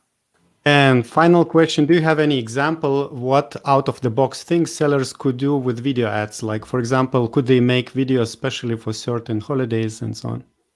Yeah, for sure. So I would say, there's a lot of different things you could do with video ads, and it depends on what tools you're using and how you can actually outsource like these video assets. But yeah, for sure, like you could. I think maybe Michelle will touch a little bit more on specific, holiday traffic and how to take advantage of those and cater your strategy within those time periods. But yeah, for sure, you could definitely, use them for holidays and like, for example, Prime Day coming up, like different aspects like that are definitely important. I would say, yeah, I would say another strategy might be, they're great for new product launches. I can say that for a fact. Like I think for new product launches in your category or in your catalog, having a sponsored brands video is a super good ad unit to take advantage of to kind of get your product, really be able to make consumers be able to discover your product and gain a lot of reach through that. So. All right. Thank you very much, Claire. I think it was your last session. So thank you. Goodbye. No problem. We'll invite Michelle, and she will be talking about holidays. That's why our last question was about holidays, and Michelle will explain how, you can take advantage during Prime Day and all other seasonal things. All right, Michelle. So we're ready for your introduction and presentation. Awesome. Hi, everyone. I'm Michelle. I'm a strategic partner manager here at Perpetua. And today I'm going to be talking about seasonality and some things that you can do in order to make sure that you are really maximizing your performance over the holidays. Awesome. So I'll just dive right in here. So just to quickly introduce myself, I'm a strategic partner manager at Perpetua. Like I said, what that means is that I work with our accounts to help get their actual strategy set up on Perpetua's platform. I also work really closely with the product team on developing some of our recommendations for our customers when it comes to holidays like Prime Day, Cyber 5, all that kind of stuff. So I'm working very closely with the product team on all of these things, which is why I'm here to share with you today. So the first thing that I wanted to talk about was targeting seasonal terms. Now, this could be things like Mother's Day gifts or Christmas presents. Whenever we're coming up to these holidays, we always get a lot of people who reach out to us and say, should I be bidding on these very specific holiday terms? And to kind of answer that question, there's a few things that we need to look at. So when we actually look at the ACOS of keywords that contain these, holiday terms, they do have a significantly higher ACOS than traditional non-branded keywords. So here we're looking at over the holiday season last year, keywords that had the word gift or Christmas in them. And you can see the ACOS was almost 3 times as high. So they are quite a bit more expensive overall than, generic terms that you'd be bidding on throughout the entire year. The other thing to keep in mind is kind of what's causing this. So one, they're going to have a high CPC because everyone's trying to bid on these holiday specific terms. But the other thing is that they have a much lower conversion rate. So typically shoppers, when they're searching, Christmas gifts or Father's Day gifts, they're in more of a browsing mindset. So although there is a ton of searches, these customers might not convert. Now, I'm also not saying don't use these terms at all. Just kind of keep in mind what makes the most sense for you. If you have a product where you think if someone purchases you one time over a certain holiday season, they're going to continue to purchase you long term and that customer might have a very high lifetime value, it could definitely make sense to bid on these holiday specific keywords. Final thing to kind of keep in mind here is that these are averages across all of our accounts. So you might have a product where it makes sense to do things at the holiday season. Just more so, I want everyone to kind of keep in mind that these keywords are going to be expensive. The other thing that's really important if you decide to take the route of going after these holiday keywords is how the ACoS changes after that holiday season. So this is once again looking at keywords that have Christmas or gift in them and just looking at the ACoS over time. And you can see once this, basically what this line is here is this is when you could no longer order and get something shipped in time for Christmas. And you can see that ACoS significantly increase at that point in time. So you really want to be careful if you are using these keywords. Make sure that as soon as that holiday is over, you stop using these keywords. And this is because the CPCs are still high, but the conversion rates have just totally dropped off. So just be very careful if you do this, that you pause those keywords or you just significantly take your bids down at the end of that season. And the next thing that I wanted to talk about is Prime Day and Cyber 5. So when it comes to thinking about these holidays like Prime Day, Cyber 5, you really want to think about your strategy before the event, you want to think about your strategy during the event, and you want to think about your strategy after the event. So I'll start with our strategy before the event. So this is in terms of increasing your budgets. So you want to make sure that you're increasing your budgets prior to the actual day of the sale. And this is because shoppers start to browse in advance. So for Prime Day, we see shoppers browsing about 4 days in advance. And then when it comes to Black Friday, people are shopping more 2 weeks in advance. So you do have a much longer lead up period. Kind of important to also note during this time is that you should expect to see conversion rates and click-through rates start to fall as these customers are in more of a browsing mindset and less so of a purchase mindset. So kind of with this in mind, really think about what your product is and think about how you want to, use your strategy and use your budgets during this period of time. If you have a product where you think people, would be searching for it in advance, might be browsing different options, they're going to have it in their cart, and then, on Prime Day, they'll actually make that purchase, then you definitely want to increase your budget in advance. But if you have a product where you don't think people are going to be browsing, clicking on your ad in advance, thinking about it, and then making that purchase on Prime Day or Cyber 5, Black Friday, then it might not make sense to increase your budgets this early. So kind of keep in mind with your specific product and how people shop for your product category, what you want to do with your budgets during this pre-period. This also kind of goes in line with those holiday keywords. If you do want to use those holiday keywords, this is kind of the time frame that you'd want to start increasing those bids. The next thing, we have the actual day of the event. So on a shopping event day, there's going to be a ton of traffic. And the most important thing that you can do is increase your budgets. So one thing that we see consistently on these shopping holidays is that budgets run out early in the day. And so you just want to make sure that you are increasing your budget.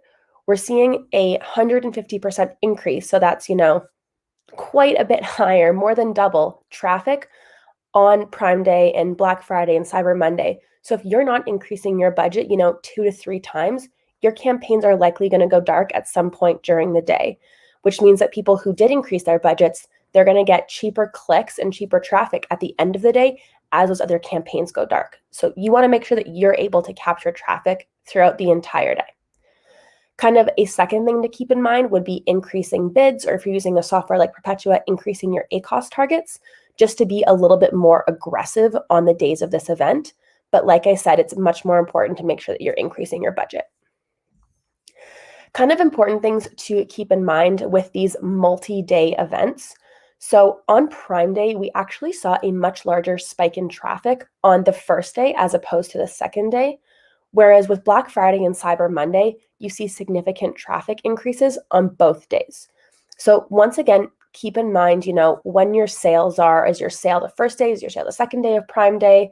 Keep in mind when shoppers are going to be on the site, and use that when you determine how much you should increase your budgets and when. Some kind of interesting takeaways from the two holidays that we saw is that in terms of Prime Day, the first day actually sees a higher conversion rate than the second day. However, with Cyber 5, we actually see a higher conversion rate on Cyber Monday than we do on Black Friday. So keep that in mind too, in terms of how you're allocating your budgets, and that, after the whole Cyber 5 event, people are just ready to convert on the last day, whereas on Prime Day, you probably want to just double down on that first day. And following the event. So after the event, we typically see a drop in conversion rates. And this is really important because you want to make sure that you take your bids down after the event, or you take your budgets down, or you might see an increase in your ACOS. And this is because CPCs are still quite high as everyone's going after this holiday traffic. So if CPCs are up and conversion rates are down, you're just going to see an increase in ACOS. So make sure you are being careful in terms of increasing or decreasing your budgets after the event, particularly if you've increased your budget for the event. So if you've increased your budget for the 2 days of Prime Day, on the day following Prime Day, you might now have a higher budget. You might have higher bids than you usually do.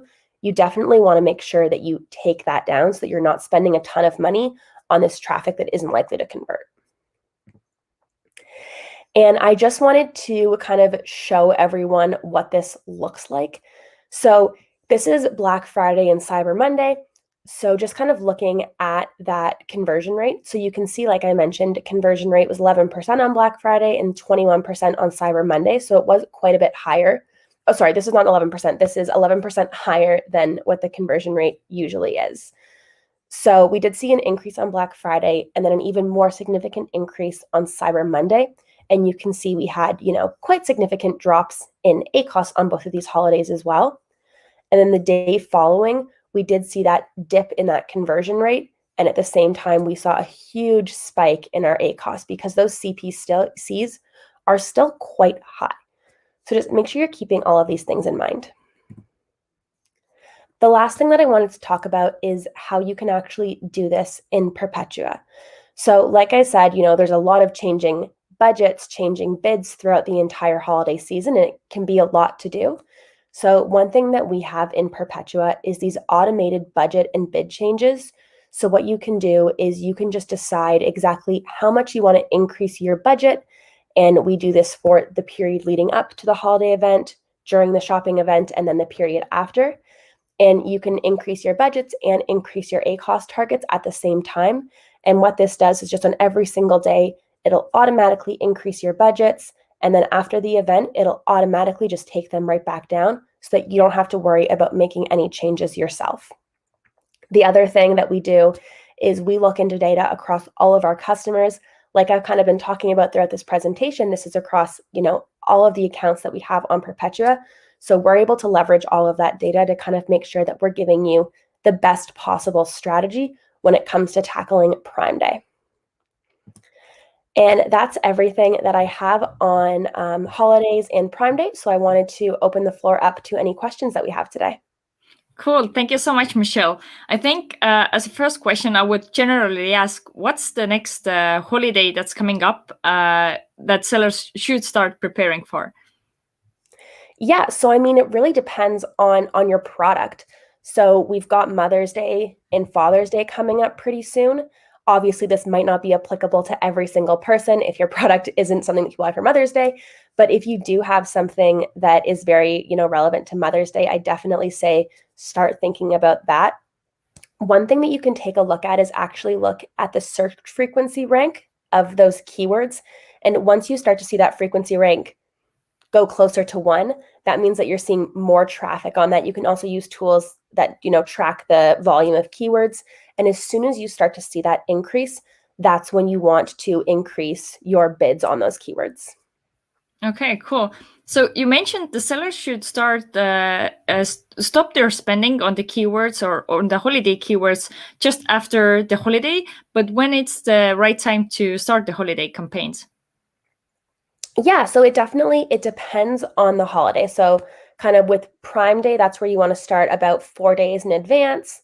Cyber 5, you want to start, maybe 2 weeks in advance, and then that kind of just goes into the holiday season for the rest of the year. When it comes to other holidays, I'd really say that's where you want to lean on tools that allow you to see the search volume of different keywords. Particularly this year with some of the holidays, things haven't been the same as we would have traditionally expected. There's a lot of slower deliveries on Amazon. For the most part, that's kind of fixed itself, but just seeing some of that, people have been stopping purchasing a little bit sooner than we would typically expect. So for instance, if we were to look at Cyber 5 this year, or the most recent year, that spike in ACOS happened much sooner as people had to stop ordering because they wouldn't get things in time. So I would say definitely just lean on things like your brand analytics, looking at search frequency rank, or using other tools that'll tell you search volume, and just, start monitoring that a few weeks in advance. And as soon as you see that climbing, that's when you should start going after those keywords. Okay, great tips. So what advice would you give to sellers that would help them to better plan their advertising budgets for the holidays or for the holiday periods? Yeah, so you definitely want to make sure that when you're doing your annual planning or quarterly planning, you are taking these holidays into account. And you want to look at the fact that you are likely to get a great ACOS on these days just because everyone wants to shop. So if you have your budget for the month and you have a hard cap on that budget, you just want to make sure that whatever you can do for those 2 to 5 days, depending on the holiday, is about 3 times your budget over the rest of the days. Just because, there's going to be a ton of traffic, great ACOS, you don't want to miss out on that. So it really depends on what your, how fixed your budget is, if you do have the flexibility to spend more money. But I would definitely say the 2 biggest days to keep in mind are going to be Prime Day and then Cyber 5, and just look at those and say, okay, how much budget can I put here? A great thing to do also is leverage your data from last year. So did you see a huge spike in Prime Day last year? Did you see a huge spike on Black Friday, or was it Cyber 5? When were your deals running? It is going to be so different for every single advertiser. So if you have that year over year and you can look at that, that's a really great way to see what you should be doing this year. Okay, great. So as a last question, in addition to the keywords and the beats, what are the other elements sellers should pay attention to when advertising during holidays? Yeah, so I would say definitely when you're looking at ad units like sponsored brands, sponsored display, here you have options to play with customized copy. An important thing to know is that your sponsored brand campaigns will be rejected if you don't put an end date on them and they have holiday copy. So for instance, Valentine's Day was recent. If you had a sponsored brands campaign that mentioned Valentine's Day in it and it didn't have an end date of Valentine's Day, Amazon will just automatically reject that. So definitely if you have those holiday campaigns and you have specific copy, go for it, launch those. Just make sure that you have an end date on them, and launch them early enough that they have a chance to get approved, especially because there is a very high risk of rejection. So I would say launch them a little bit sooner than you think you need to, let them get approved, and then pause them if you don't want to run them yet. And then you just know that you can just click run and let that go as soon as you're ready to actually run it, because Amazon can be a little bit finicky when it comes to holiday specific copy. Okay, that's also a very good thing to note. So we have Augustus here as well. All right. Thank you very much, Michelle. So we will meet Michelle again in about 1 hour. She will be covering 2 sessions in the last segment for advanced sellers. So thank you, Michelle. And now we will invite back the Jack. And his session, like your session, will be about driving more efficiency with your budget, how to optimize the impact. I wanted to mention to everyone who is watching, don't forget to click the like button below this video. So if you really like the content, check the links below in the description. And if you want to watch more videos at Orange Klik channel, also click the subscribe button below. So, Jack, welcome back. Thank you. We are ready with your introduction and presentation. Perfect. I'm Jack Smith. Again, I oversee brand and agency partnerships at Perpetua, where I support brands, agencies, and sellers as they look to optimize their performance on Amazon advertising. I'm going to share my screen and I'll walk through today's session. The specific focus of my session here is on driving more efficiency with your budget, how you can maximize impact on Amazon. The greatest way to maximize impact on Amazon is to reach shoppers at each point in the shopping journey or at each point in the marketing funnel. From the awareness to the consideration to ultimately purchase, you want to drive customers down the funnel to that ultimate purchase. I'll go through each of these specific points in the advertising funnel, and I'll talk through the specific ad units on Amazon you can utilize to be most effective, and then some specific metrics to keep an eye on to ensure your effectiveness at this stage. And I'll start with the awareness phase. Awareness is really about building awareness for your brand or your product mix. And the objective here I've put is to expand your reach. Some specific metrics you can use to ensure effectiveness at this stage. The first is new to brand purchasers, those new customers that are purchasing your product for the first time. Click-through rate, the amount that customers are engaging with your awareness campaigns, and are they clicking through on your ads? Cost per 1,000 impressions or impressions served, the amount of customers that are actually seeing, or amount of individuals broadly that are just seeing your awareness campaigns. The single best ad unit within Amazon to leverage at the awareness phase is the Amazon DSP. And there's two strategies you can utilize here. The first is in-market audiences. Amazon creates these in-market audiences, which is a group of customers that share a common interest or they have purchased a certain product. For example, if I'm a face cream company and I want to target a group of customers that say have searched face creams in the last 90 days, I can do so through in-market audience targeting.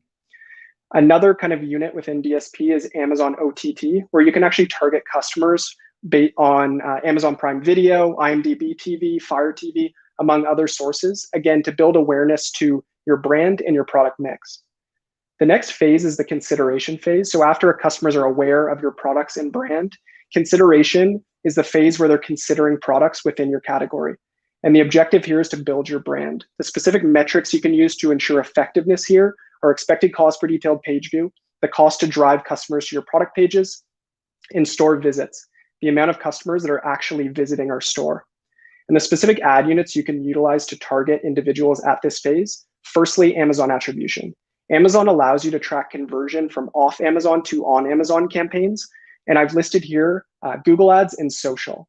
Google Ads are a great way to reach shoppers at consideration because a lot of customers consider products and research products on Google. So you can run Google search campaigns with Amazon Attribution links built in that will actually direct those customers to your store page or product page, and you can track the performance of both of those. You can keep track of those cost per detailed page views or those store visits. As well, through social, more and more customers are considering products and exploring products on social platforms like Facebook, Instagram, and TikTok. So it's important to run these campaigns. And again, through Amazon Attribution, you can actually track the conversion of those ads onto Amazon. Next, you can utilize sponsored brand video with two types of videos at this phase. Lifestyle videos, which communicate your brand in general, and product value videos, where you specifically focus on the value of your individual products. As well, you can also utilize the DSP with two specific targeting strategies. The first is competitor product views / purchasers, where you can actually target individuals who have purchased competitors' products or viewed competitors' product pages, and you can actually serve them an ad. Or complementary product views / purchasers, where you can actually target individuals who have viewed complementary products to yours or purchased complementary products. For example, if I'm a company that sells barbecue charcoal, I can target customers who have purchased barbecues in the last 90 days, for example. After consideration, the customer moves to purchase intent. This is where they have the intent to purchase, meaning they're going to purchase a product within your category. And the objective here is to really stand out in your category. The metrics to ensure effectiveness, expected cost per detailed page view, click-through rate, cost per 1,000 impressions, impressions served, and organic rank, where your products are ranking unsponsored on search result pages. The best ad units to target at the purchase intent phase, the first is sponsored products, keyword targeting, where again, you can target category, competitor, and branded keywords, and ASIN targeting, where you'll target competitors as well as your own product pages. Sponsored brands, where you can utilize sponsored brand video, where you could utilize a sponsored a product value video to really demonstrate the value of your products to the customer at the purchase intent phase, as well as product collection, which can show a list of your products to the customer. And I would focus this collection on high performing products because you really want to put your best foot forward at the purchase intent phase to the customer. As well, you can utilize sponsored display product targeting, which again will give you great above the fold placement on product pages. And you can specifically target competitor as well as your own ASINs. And then finally, you can utilize the Amazon DSP with 2 strategies here: cross-selling, targeting customers that have purchased your products in the past with new products, and pixel retargeting, where you can actually pixelate your website and create an audience of customers that have viewed your product pages on your D2C site, and you can actually target them in Amazon through the DSP. After the customer is out of the purchase intent phase, they move to purchase experience, and this is where they've selected a handful of products within your category that they're likely to purchase. And the objective here is to reach those shoppers who are most likely to purchase. The metrics to track effectiveness at this phase: 1 is expected cost per detailed page view. The second is add to cart, the amount that customers are actually adding our product to their cart. Cost per 1,000 impressions or impressions served, organic rank, and share of voice, the percentage that your products are showing up on search result pages. Specific ad units you can use to target at the purchase experience phase. The first is sponsored products, where again, you can focus on a keyword targeting and ASIN targeting strategy. Sponsored display, where you can run product targeting campaigns as well as retargeting. I have an asterisk here because we always suggest if individuals have access to the Amazon DSP, run retargeting through the DSP. We typically see better results going through the DSP for retargeting. And the reason for that is you can be much more descriptive of how customers are retargeted after they view your product page. For example, you can say, I want to only target this audience this many days after they viewed my product page, and I want to target them on this destination, for example. So if you have access to the DSP, run retargeting through that. And then finally, purchase. This is where the customer is ultimately at the point of purchase. And the objective here is to really drive that product sale. The specific metrics you can use to track effectiveness at the purchase phase: the first is obviously sales. The second is conversion rate, the conversion you're seeing on ads, and the return on ad spend or ROAS. And again, specific ad units that you can use to target customers at the purchase phase. The first is sponsored products, where again, you can focus on a keyword targeting and product or ASIN targeting strategy. Sponsored display, where again, you can utilize product targeting and retargeting. But if you have access to the Amazon DSP, you can utilize retargeting here to show effectiveness in this purchase phase. So everything I mentioned here is a really great way to be effective on Amazon. You want to use all of the ad units that Amazon provides to you, and you want to ultimately drive customers from the top of funnel to the bottom of funnel, and ultimately with that sale. Through the Perpetua platform, we offer all of these ad units in-app, which means that you can run and target customers at each point in their journey and ultimately drive that purchase. I'll now kind of open it up to Q&A. Okay, thank you so much, Jack. It's really interesting to see how different ad types have like different purpose for the sellers and also for the customers. So that's really cool. So could you give any tips how sellers could decide how they should divide their advertising budget between the different ad types? Yeah, for sure. So sponsored ads is really where you should get started. Sponsored products, sponsored brands, sponsored display, those are the key ad units, and you want to have a really robust PPC practice within those ad units specifically. For that, there's typically a rule of thumb, and I think Claire mentioned it, of like 10% or so of your sales being driven back into sponsored ads specifically. So that's a good rule of thumb to use, but obviously a lot of this is trial and error and trying with different budgets to see that if you can be effective and drive sales at different types of budgets. I would say too, DSP typically is 1-for-1 with your sponsored ads. So if you're running $10,000 in sponsored ads, run $10,000 through DSP. DSP is mostly a cost per 1,000 impressions or impressions model. So you really need to have a higher budget to show effectiveness with the DSP. Okay, very good. So how sellers can do like a self-check to themselves to evaluate if they would be ready to start advertising not only in Amazon or start advertising off Amazon, because I know a lot of sellers have this question like, when should I start using all those other advertising platforms? Yeah, so I would say leverage whatever you can and whatever you have budgets for. Like I said, if you're a seller that only runs on Amazon, for example, you only sell your products on Amazon, it's still great to utilize like social platforms because a lot of customers will do their product discovery. We're seeing TikTok become a huge platform that customers are just learning about new products. And so if you can run ads on those platforms and using Amazon Attribution actually track the conversion onto Amazon, it will be extremely important. So I'd say for the vast majority of sellers, really utilize all the ad units at your disposal, and brands should be running social campaigns in conjunction with what they're doing with PPC on Amazon as well. Okay. And one of the viewers said that as far as he knows, Amazon DSP has a minimum budget of 5 figures in order to be able to use them. So can any seller use those options, or is it really limited to the budget?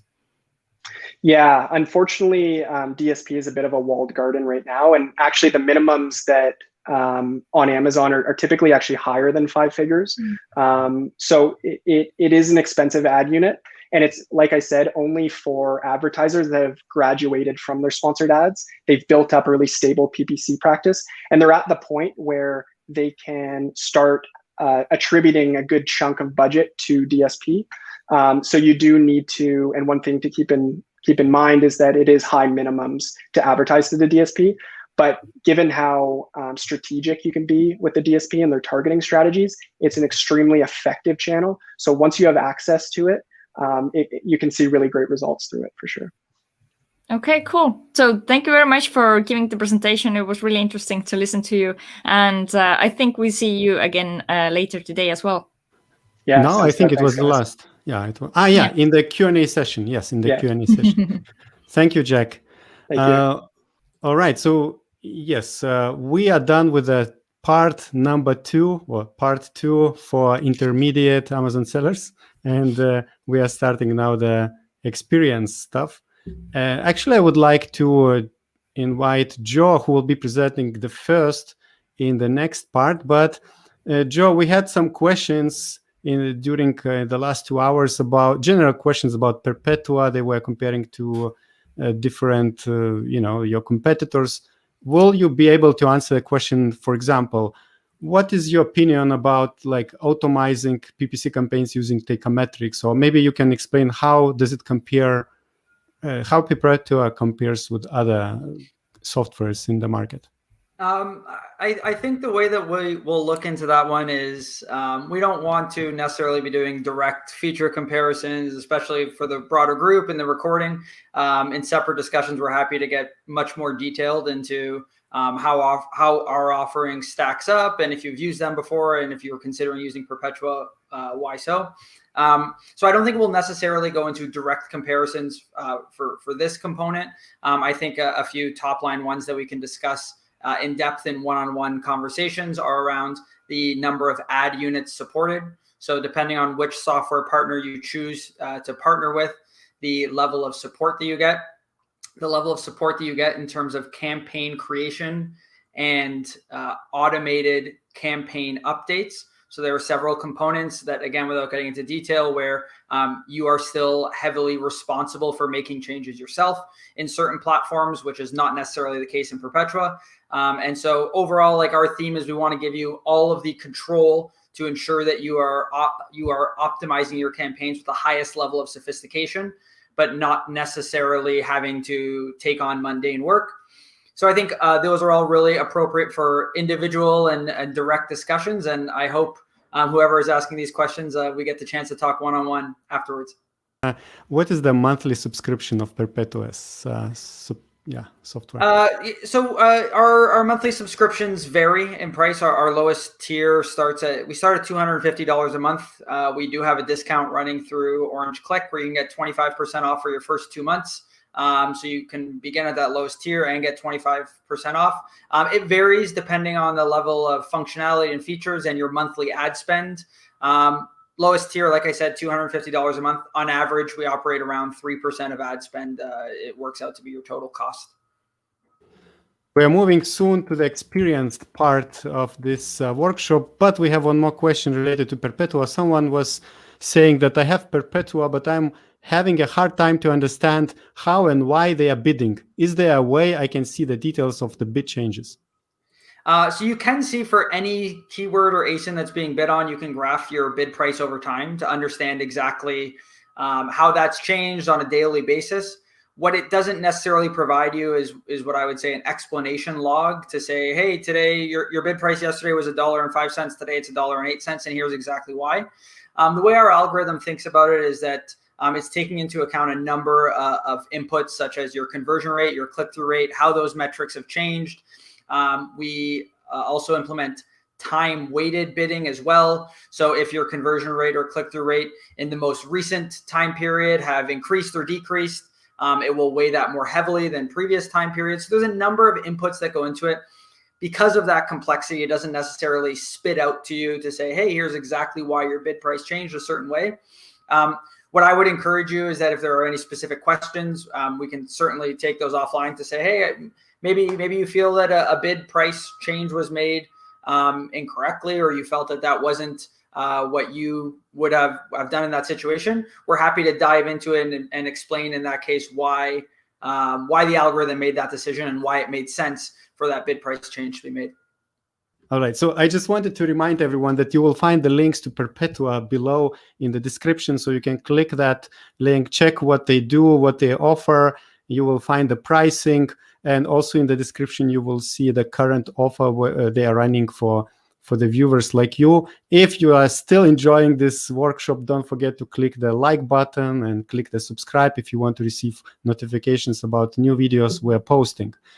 And one more question about Perpetua is like, with an ad automation platform like yours, how do you manage special purpose manual campaigns like relaunches without competing with the automated campaigns?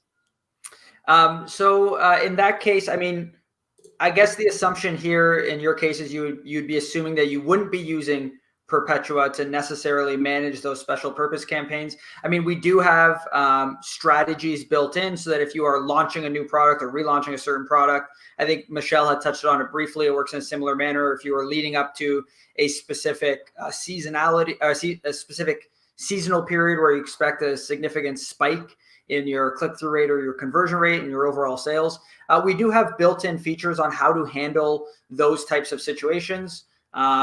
So I wouldn't say that you would necessarily need to be managing it separately between Perpetua and between your own manual optimization. If you felt very strongly that you wanted to manually optimize certain aspects of your campaigns or certain products and let Perpetua take care of other components, there are certainly feature sets and functionality within Perpetua where you can turn off certain optimization if you feel very strongly that you can perform better in any given instance. We have very important question about Perpetua. Again, how effective is your software in European markets? So we have a pretty significant customer base in Europe.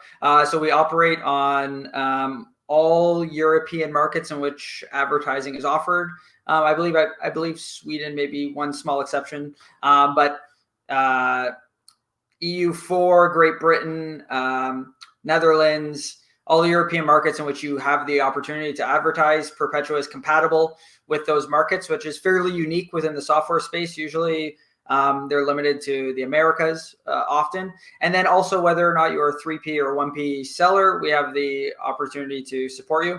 And so the beautiful thing about Perpetua's software as well is that it doesn't matter what language you're speaking. So Perpetua, the way that we select keywords and optimize bid prices, it's language agnostic. It doesn't matter if you're selling in Germany and you don't know how to speak German, or you're selling in Spain and you don't know how to speak Spanish. Perpetua's software doesn't speak languages. It can make all of those decisions based on its algorithm. And so it can help you launch in foreign language marketplaces really successfully. All right, great answer. So let's have a very short break.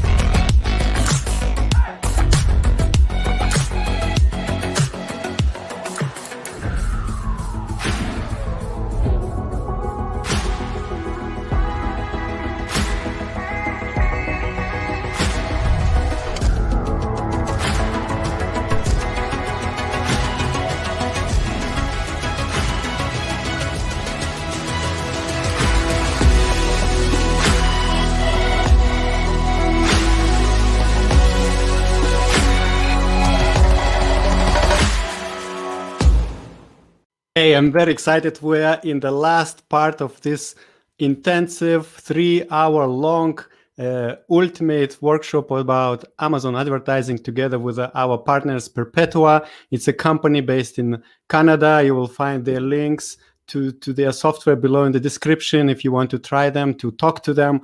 They will be happy to get in touch and help you with your advertising. And this last part is about advanced strategies. Is for those who are not beginners anymore, not intermediate. They are experienced Amazon advertising specialists or sellers, and they want to go next level. And in this last hour, we'll be talking about Amazon attribution, advertising, advanced targeting strategies, sponsored display versus Amazon DSP. After this hour, we'll have another half an hour session where we'll be 2 of the Perpetua experts will be answering your any advertising questions. Actually, we got a lot of questions already, and we are keeping them, and we will go through them in the last session of Q&A. But now we have 3 more presentations. So inviting. So I'm inviting back Joe, and please introduce yourself, and we're ready to listen to the presentation about Amazon attribution. Yeah, so I'm Joe. I've been with Perpetua for quite a while now, and I'm excited to talk about Amazon attribution and specifically how you can really impact the sales of your Amazon business by leveraging Google search ads and driving that traffic to your Amazon listing. And the reason why is because before I was at Perpetua, I worked for a number of different consumer goods companies in the earlier days of Amazon, where Amazon made up a very small portion of our overall sales. We were still doing the majority of our sales through brick and mortar locations. And one thing that we really wanted to do was to leverage a number of different digital channels where we could drive traffic to our Amazon store or our Amazon listing. And the problem is that even though we could do that, we couldn't track exactly what was happening. And over the last year, Amazon has made some really significant strides overall in how they serve sellers who want to drive traffic from a Google ad, a Facebook ad, a TikTok ad to their Amazon store or listing. And I want to talk today about why that's so critically important and how our customers see so much success by using Perpetua's platform to support them. As I mentioned, Amazon attribution, driving sales on Amazon with off Amazon spend. So this is a very simple chart, but it really gets down to the core of what does optimization look like. Every time that you as a seller are spending an ad dollar, you expect something in return. And we usually think about that in the sense of sales. And so if I spend $1 on advertising, I expect to get $2, $3, $4, $5 in sales in return. But I want everyone to expand and think as well about not just sales. Think about utility in general. So what can I get in return for every dollar I spend in advertising that might be different from sales? So what is utility? It can be a number of different metrics. ROAS, where you are focusing on sales, you could focus on new to brand purchases. So how many new customers are buying your product for the first time that haven't bought them in the last 12 months? Number of impressions, number of people that are searching your brand name. Maybe you really want to increase the amount of people that go directly to Amazon and search for your brand rather than having to get to your Amazon page through some other advertisement. And so overall, not every time you run a campaign are you going to be focusing on exactly what does this get me in direct sales in return. If you are focusing on increasing your brand awareness, you shouldn't expect to get the exact same sales return as if you are focused on a lower funnel purchase ad, as Jack kind of just talked about in his previous session, how each stage of the funnel, there are different ad units that accommodate each of those stages. So I encourage you to think about different ad units that you can optimize against. So you could be running Instagram, Facebook, Google ads, YouTube ads, whatever they may be. And in each of those cases, you may be looking at different metrics to try and see overall performance. You may get to a point where you feel that you have maximized your total utility from Amazon sponsored ads. I'm sure some of you have gotten to that feeling where you said, if I spend another $1 on sponsored product ads, I don't think I'm going to get the same return as the last $1 that I spent. And so you're searching for other ways to get better returns. This is where all of these different ad units play such a critical role. And as I mentioned at the beginning, that was really difficult to do before. I'm sure some of you have run Google search ads or Facebook ads that drive traffic to your Amazon listing. And in the past, you've just kind of hoped to see the results in sales. You've said, well, you know, I hope to now see an uptick in new brand shoppers. I hope to see an uptick in sales. I hope to see an uptick in the number of impressions. But you haven't actually been able to determine that at all in the past. And this is where Amazon's attribution beta is critical, because now you can see those results. So Amazon attribution, what exactly is it? A measurement solution that enables brands who sell on Amazon to better understand the impact of their off Amazon campaigns. So what this, like I said, what this allows you to do is to run all of those campaigns off Amazon. It works by adding attribution tags to those campaigns. So if you create a Google search campaign, you can add an attribution tag that allows it to speak to Amazon's attribution beta. So you can see, all right, if I'm running this Google search campaign, instead of only getting results on my Google search campaign, I also now get a bunch of Amazon metrics as well. How many people are coming to my listing page? How many people are adding the product to cart? How many people are actually converting and purchasing that product? And lastly, who can use it? It's available for vendors and sellers with Amazon brand registry in the US, Canada, and EU5. I guess I should correct the EU5. The UK plus the 4 major EU markets available on Amazon right now. So what are the benefits of Amazon's attribution? Well, there's 3 that I think are critically important to consider as a seller. First is fueling the Amazon flywheel. And I think this has come up already in a few of the discussions today. But everything that you do to increase conversions and traffic on your listing is going to have a positive impact on the performance of your ads. Amazon greatly rewards advertisers that are willing to spend dollars off Amazon to drive traffic to their Amazon page. And they overall greatly reward advertisers who generally get more clicks, who get more conversions. And so you could expect that the cost per click for your most important keywords will go down over time as you increase clicks and conversions on your products. Own more real estate on the search engine result page. So this is specifically for Google search ads. But if, let's say you have maybe your own Shopify store and you're thinking right now, like, why would I spend money driving traffic to my Amazon page? Maybe I get more sales from my, maybe I get better conversion on Amazon, but my profit is significantly better on my Shopify store. And so I'm willing to take that sales hit to get more profit. And now I have all of the data on that consumer who ended up buying my product. So I wouldn't spend money to drive traffic to Amazon off Amazon. We'll also consider, on top of the flywheel, that you will own more space on that Google search engine result page. So a lot of our customers, a lot of the sellers we work with will have 2 ads running. They'll have one that drives to their Shopify store, and they'll also have one that drives to their Amazon store. I think it's very legitimate to say there are a significant amount of people that want to shop on Amazon. Amazon obviously has done an incredible job of building trust in shoppers. People trust that when they buy a product from Amazon, they're going to get it within a day. They trust that if they don't get it within a day, that if they complain, they'll be able to get something in return. They trust that if their product doesn't get to them as expected, they will be taken care of in a timely manner. And in general, a lot of people also view it as like, hey, I've bought a Prime membership. This is a sunk cost for me. I want to buy more from Amazon to get more value from the Prime membership that I have. So there's a lot of people that will only shop on Amazon. And then lastly, increasing the pool of shoppers to retarget with DSP ads. So DSP ads are growing massively. Just the amount of placements that you can get, the different ways that you can target customers using first-party Amazon shopper data is getting massively larger. And so if you are driving more traffic to your Amazon listing, you can use both sponsored display and DSP to retarget those customers effectively and convert them over time.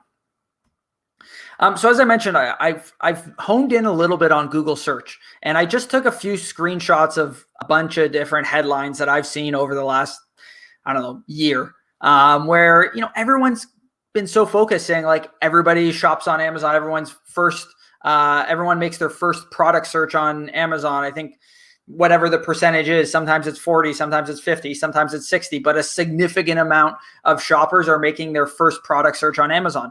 And I already touched on all the reasons why people are doing that. But people still make searches on Google. The number 2 place where people make product searches are on Google.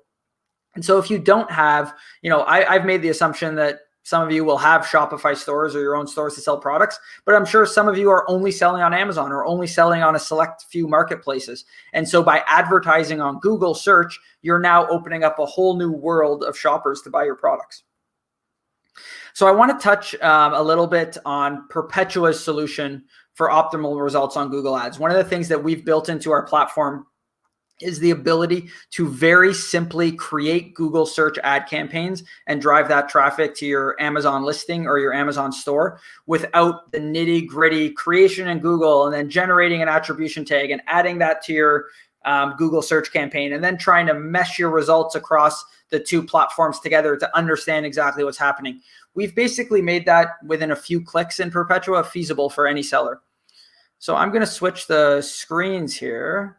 And so some of you may have used Perpetua before. Some of you may have seen demos of Perpetua, but haven't used it before. So you may or may not be familiar with our left-hand sidebar that shows all of the different ad units that you can be running ads against. And so Google Ads Beta is now included as part of that. I want to show you, if I'm going to show you one thing, it's how simple it is to create those Google search campaigns. So we've already touched on it in previous sessions about this concept of launching goals in Perpetua. So you don't launch campaigns, you launch goals, and Perpetua takes care of the creation and optimization of your campaigns. On the Google Ads beta sheet, if I click plus new goal, it's bringing me right into a screen where I can actually build out those Google search ad campaigns. So I can select, okay, I want to either drive this traffic to my product page or my store page. So let's say in this case, I want to go with product page. The product I want to advertise is, let's say this Bounty paper towels 12 pack. Now I can enter in the actual headlines and descriptions of the Google search ad that I want to create. So I may say Bounty 12 pack, whatever it is. I can enter in some sort of feature. I remember quicker picker upper was some slogan of Bounty in the past. I can also enter in descriptions. I may want to add that it's on sale, or I may want to add that it's on discount, whatever it may be. I can create more of these ads so that within my one Google search campaign, it's running several different ads. I can have some running to product pages, some running to store pages and selecting those. And then the same way within Perpetua that you select targeting types on your core sponsored product ads, you do the same thing here on your Google search ad. So you can say, okay, I want to run an advanced targeting ad. I want to set a different target ACoS for each of category, competitor branded, and my branded keywords. And the same way that you build that out within Perpetua for sponsored products, you can do it for the Google Ads beta as well. So all within this one simple flow, I can create the goal name. I can call it Bounty Google search ads. I can enter in my target ACoS and budget for each of these segments, add in the phrases that are relevant. So I can add in my brand phrases, my competitor brand phrases. And in each of those instances, the way that you would need to do it without Perpetua is you would have to build out these campaigns in Google. You may or may not even be familiar with how Google search ads work. So if you're not, you're now learning a completely new ad unit on top of all the time you spent learning Amazon. Once you do build those out, you have to generate the attribution tags, add them in. And then from a reporting standpoint, you have none of that built in by using Google and Amazon's platform directly. Within Perpetua, after you launch this goal very simply, you would then get reporting as well. So you can see for any of the goals that you have launched, that you have up and running, you'd be able to see not only spend data on Google search ads, but attributed sales on Amazon. And you can get a whole number of new metrics that may or may not be new to you, depending on if they're very similar to DSP types of metrics as well. So you can see add to cart clicks, total units sold, all of these new metrics. ROAS, you may be more familiar with ACoS. This would open up your purview to ROAS as well. But all of these metrics are going to be built in for you. So in one place, you can see how much am I spending on my Google search ads and how much is it driving in traffic for me or how much is it driving in sales for me on my Amazon listing. So that's really what I would want to share directly in Perpetua. And for anyone who does want to learn more, we've got both our Q&A session and me and the rest of the team are more than happy to talk to all of you about it. Thank you so much, Joe. As always, good quality content from you. So first question regarding to Amazon attribution, what kind of analytical data exactly Amazon sellers are now able to get from it? Yeah, so as I mentioned, the actual reporting is very similar to what you would get if you were running DSP campaigns. So you'd see a lot of different metrics. I touched on a few of them on add to carts. You may or may not even be looking at things like ROAS. You may or may not be looking at the cost of your detailed page views. So these are all new metrics, but then also consider that you're also going to have a number of metrics on the performance of your Google search campaigns as well. And so the real value is the fact that it's meshing the two of those. So instead of you just knowing, I mean, hey, here's how much I'm spending on my Google search ads, here's how many people are clicking on my Google search ads, those are critically important.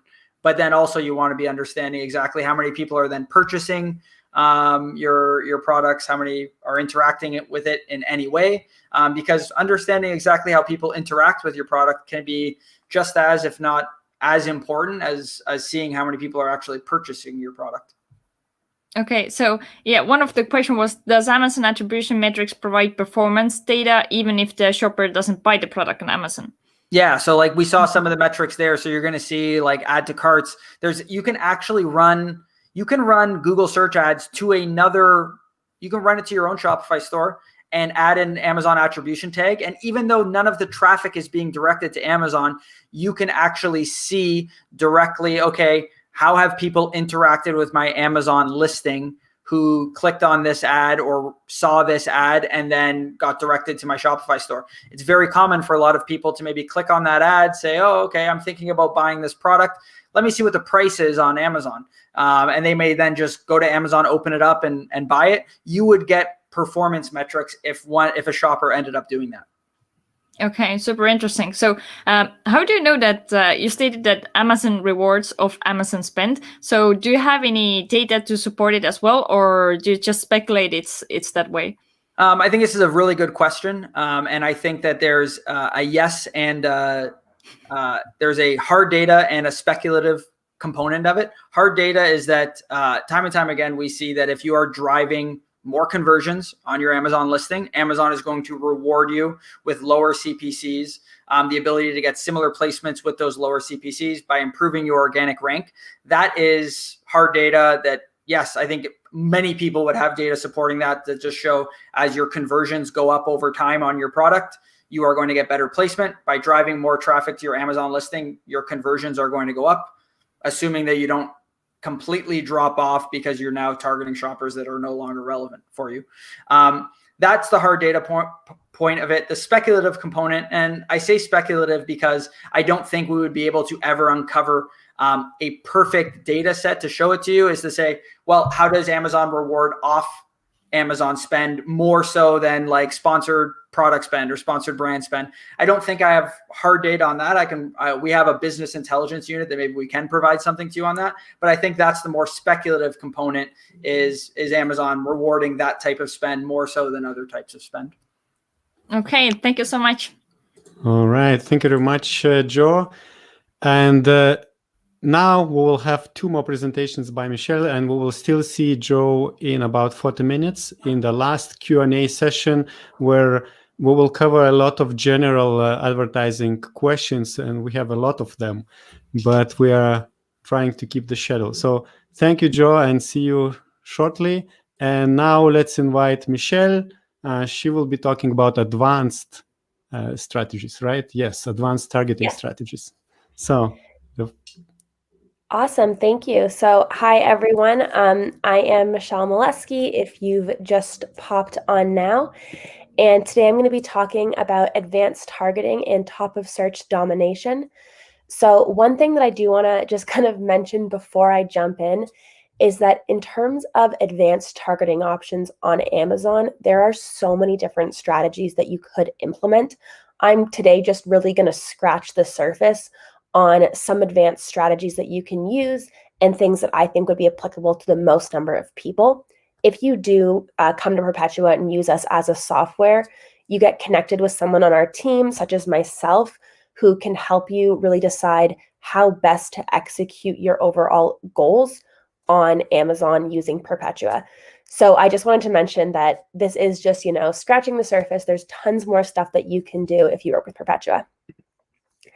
And then so to introduce myself, I'm a strategic partner manager. So I do work directly with our customers, implementing their strategies, such as the ones that I'm going to walk through today.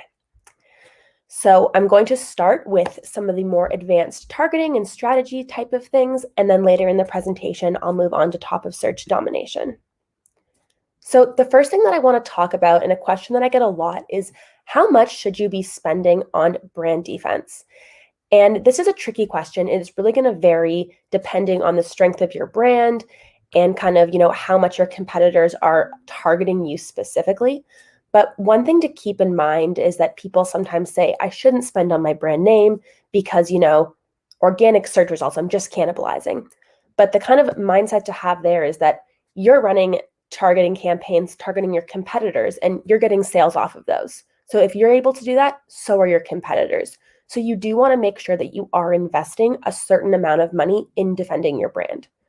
So my favorite metrics to look at to decide how much you should spend on brand defense are going to be sponsored share of voice and top of search sponsored share of voice.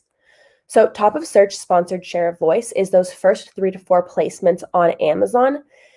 And you basically want to have as close to 100% of these placements as possible. So if we look at this account here as an example, you can see that, from April 2nd to 10th, their top of search sponsored share of voice was pretty close to 100%. So they are maintaining almost all of those placements, in which case I would say that's awesome. That's how much they should be spending on their brand. They did do a pretty significant decrease in spending here. And you can see their competitors are now really taking over those top of search placements. This likely means those competitors are getting a lot of clicks as well and a lot of sales. So something to keep in mind if you're trying to decide if you should spend more or less on your brand name, just take a look at your top of search sponsored share of voice. And if it's close to 100, you're probably okay. You can even try to peel back spend a little bit. But if you're seeing something like what we're seeing over here, where things are, below 30%, you definitely want to be investing more in that brand defense. Speaking of brand defense, you can be a little bit more strategic when you're deciding what to promote on your brand name. So if someone's searching for your brand name, they're familiar with your brand, they know what they want to purchase, you want to put things in front of them that are high cost, that maybe are a little bit newer, that you're trying to get your reviews and ratings up. In that case, so our example here with beekeepers, they've put their newer product here that they're really trying to push in the very first placement. They're making sure that they own all of the sponsored placements, but in this case, it's win-win for them because either they get someone to purchase something through an ad that's a new product, or they might get something through their organic search results that isn't as new, but in that case, they didn't pay for it. And either way, a competitor is not getting this sale. So for brand defense, we recommend taking those products that, you really want to get in front of shoppers' eyes. It's a really great way to promote your newer products without spending too much money on them, and a good way to defend your brand. So the next thing that I want to talk about is defense on product detail pages. So at a minimum, you want to make sure that you're filling your product detail pages with as many placements as possible. And this goes for both sponsored products as well as sponsored display. But once again, we can be a little bit strategic in what we're putting in those spots. So the first would be a larger pack size of the same product. So let's say you sell candles and you have a 1-pack and a 6-pack. You want to make sure that you have the 6-pack advertisement showing up on the page for the 1-pack, just to encourage shoppers to upgrade. If you're using sponsored display, you can even use custom copy highlighting how maybe it's a better deal if you purchase 6 as opposed to 1. Our other option would be higher quality items. So if within your kind of portfolio of products that you sell, you have some lower tier items and then just some more better quality, more expensive items, once again, put those on the product detail page. Using sponsored display, use custom copy. Encourage customers to click on those advertisements and buy a more expensive product. One important thing to note is that on product detail pages, this is where 30% of sales come from for sponsored product ads. So there's a ton of people clicking on these advertisements and making purchases. So if you can get them to upgrade, that's just great for your bottom line. The final thing that you can put on your product detail page would be ASINs from similar categories. So if you sell, let's say, candles, once again, think about who's in the market for candles and think about other products that are also in your portfolio that you can put on that same page that are going to appeal to the same type of shopper, and hopefully you can encourage them to make multiple purchases. But no matter what, you're trying to encourage them from clicking on an ad for one of your competitors' pages. So the next thing is I kind of touched on using strategic copy with your display ads, and I'm going to get a little bit more into that. So the first is defensive copy.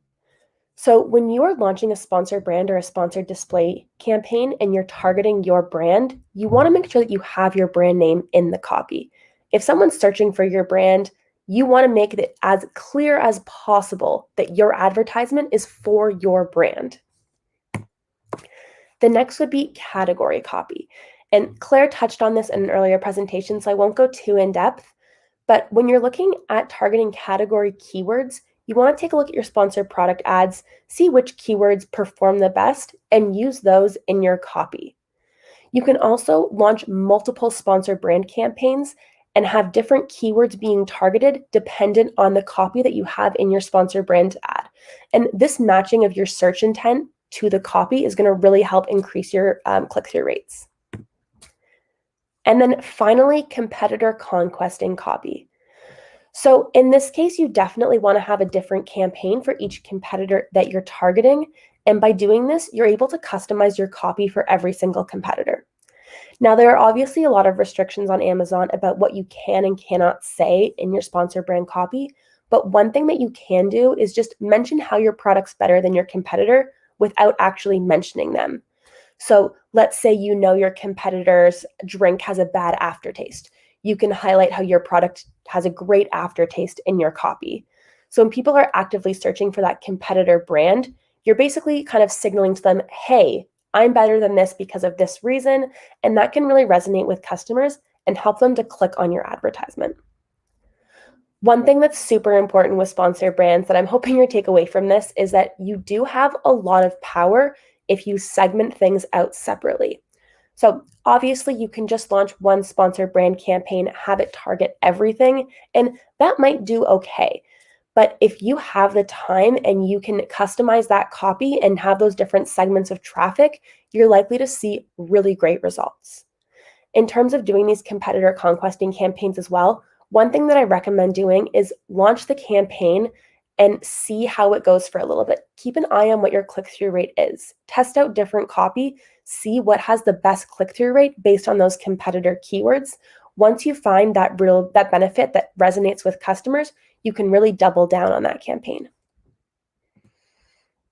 So those are the advanced strategies that I wanted to cover today. Like I said, just scratching the surface. Tons more stuff we can do, but I think that's stuff that's most applicable to most people. And now we can dive into top of search domination. So before I talk about top of search, I want to just quickly talk about the different placements on Amazon. So first we have top of search, and this is those first 3 to 4 placements at the top of your search engine results page. This generates 49% of sales on Amazon. Next, we have our product detail pages, and this is the carousel below ASINs on product detail pages. Additionally, these ads can sometimes serve looking like sponsored display if there isn't anyone who's actively bidding on sponsored display on that product detail page, and these generate 30% of the sales. And then finally, we have our rest of search, and this is just anywhere on your search results page below the top of search placements or on any page other than the first one, and these generate 22% of sales. So you might be thinking, okay, top of search, half the sales are coming from there. That's the best placement. Let's only go after top of search. But one thing that's super, super important to be aware of is that your cost per click for top of search is going to be 70% higher than what we see on product detail pages and rest of search.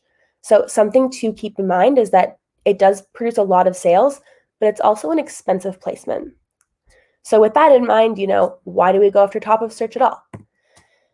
And the reason for that is that top of search can really impact your organic ranking. And by improving your organic ranking, you can improve your organic sales. So here I have an example of one of our customers. They launched a campaign where they really went after top of search on a particular keyword. So what we can see is we can see their top of search sponsored share of voice. That's that same metric that I mentioned earlier. Prior to the experiment, they weren't doing anything. And then after this, they started running a much higher top of search sponsored share of voice. And after doing that, we can see that their organic sales increased significantly. So they were able to drastically increase their organic ranking by bidding on this top of search placement. And we know that bidding on top of search is the best placement when it comes to increasing organic ranking. Obviously, there's other things at play when it comes to organic rank. You have your price, the number of ratings and reviews you have, your actual rating score, but those things are a lot harder to change. When it comes to advertising, this is kind of the easiest lever that you have to pull to drastically increase or improve your organic ranking. So we know why we want to go after top of search, but which search terms should we dominate? So you want to look for search terms that have significant search volume. So you can look at the search frequency rank of these terms, either in Perpetua or Brand Analytics. This is data that comes right from Amazon. So number one would be the top search term on Amazon. And as the numbers decrease, that just means there's less volume. So you do want to make sure that if you're going after one of these terms, that there is adequate volume to justify it. Top of search placements, like I mentioned, are expensive, but we can offset that with the organic sales. If there aren't really any organic sales on that term, you're not going to be able to offset that high initial cost. The next thing is that search terms that are relevant to your product. So before really doubling down on a search term, you should be generating some sales on that term. So don't take a term that you think is relevant but you've never spent on before and just throw a ton of money behind it. Before you do that, test it out. So increase the bid, see how you do, make sure that you actually convert well on that keyword before you really double down on it. And then finally, search terms of the top products are comparable to your products. So like I said, advertising is only one part of organic ranking. If the top ASIN on a search term has, 2,000 5-star reviews and you have 5 3-star reviews, no amount of advertising is going to put you in that number one spot. So just kind of be realistic with who's already ranking first, second, third before you double down. That being said, you don't need to get to like the first placement to be successful with a keyword boost. Getting anywhere on that first page is still going to be awesome for you. So I don't want you to let this totally scare you away, but it's just something that you want to make sure that you are aware of.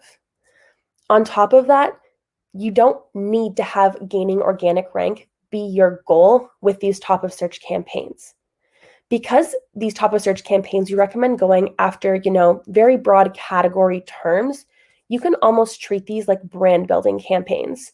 So if every time I search for candle, I see your product come up, even if you're not gaining organic rank, I might start to associate your brand with candle, and then in the future, do searches for that brand. This also goes along with if you have a product where there's going to be a lot of repeat purchases, you can definitely justify that higher cost upfront. So now we have our search term selected. What do we do now? So what you want to do is you want to launch a standalone campaign on exact match keywords for this search term. You want to avoid phrase and broad because they may bid on a variety of different search terms, particularly because these category terms can be a little bit more expensive. If you have a phrase and a broad match, Amazon might send a lot of your traffic to longer tail search terms that are less expensive. So you really want to just double down on exact. The other reason that we have this standalone campaign is because you want to have a dedicated budget if you're going after a keyword.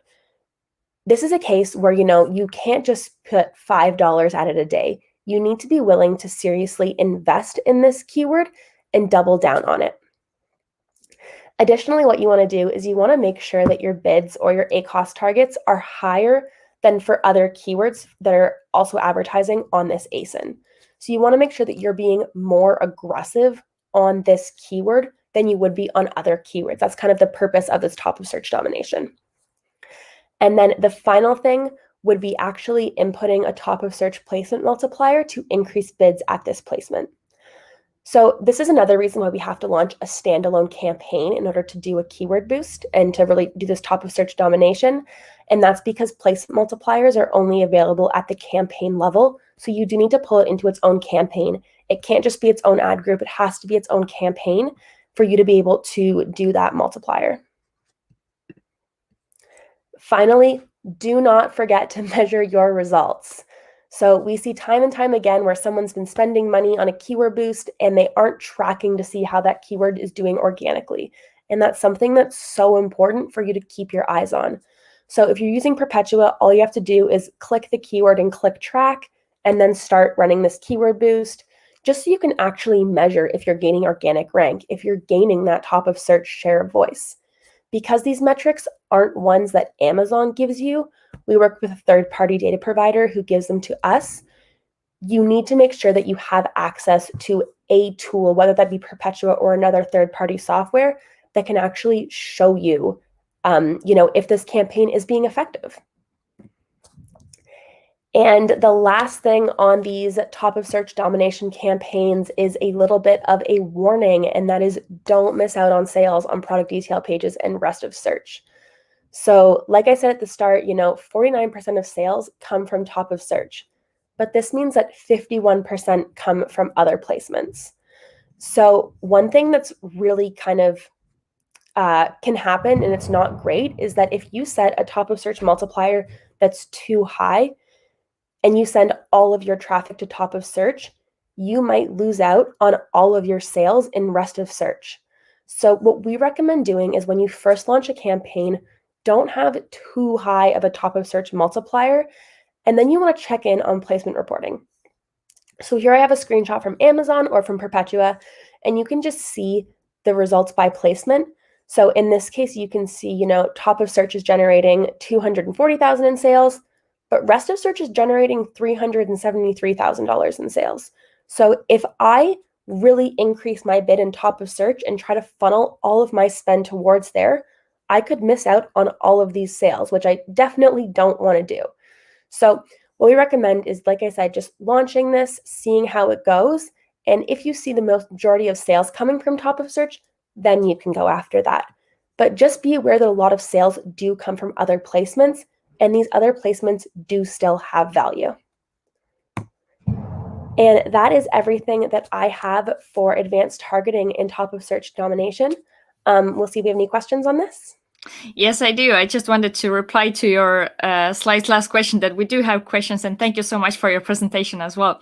So first question, does brand defense strategy for top of search only work when the brand has really strong brand awareness and many products, or would it also work for sellers who have, let's say, one or two products that usually sell well? Yeah, so if you've got one or two products that sell really well, I'd have to imagine if someone searches for your brand name, those are the two products that are coming up organically first and second.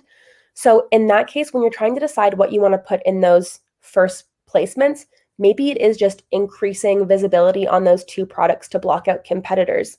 Maybe you want to not just have one or two products that sell well, and you want to also increase awareness on your other ones. So definitely anyone can do this. Just depends on which products you want to push.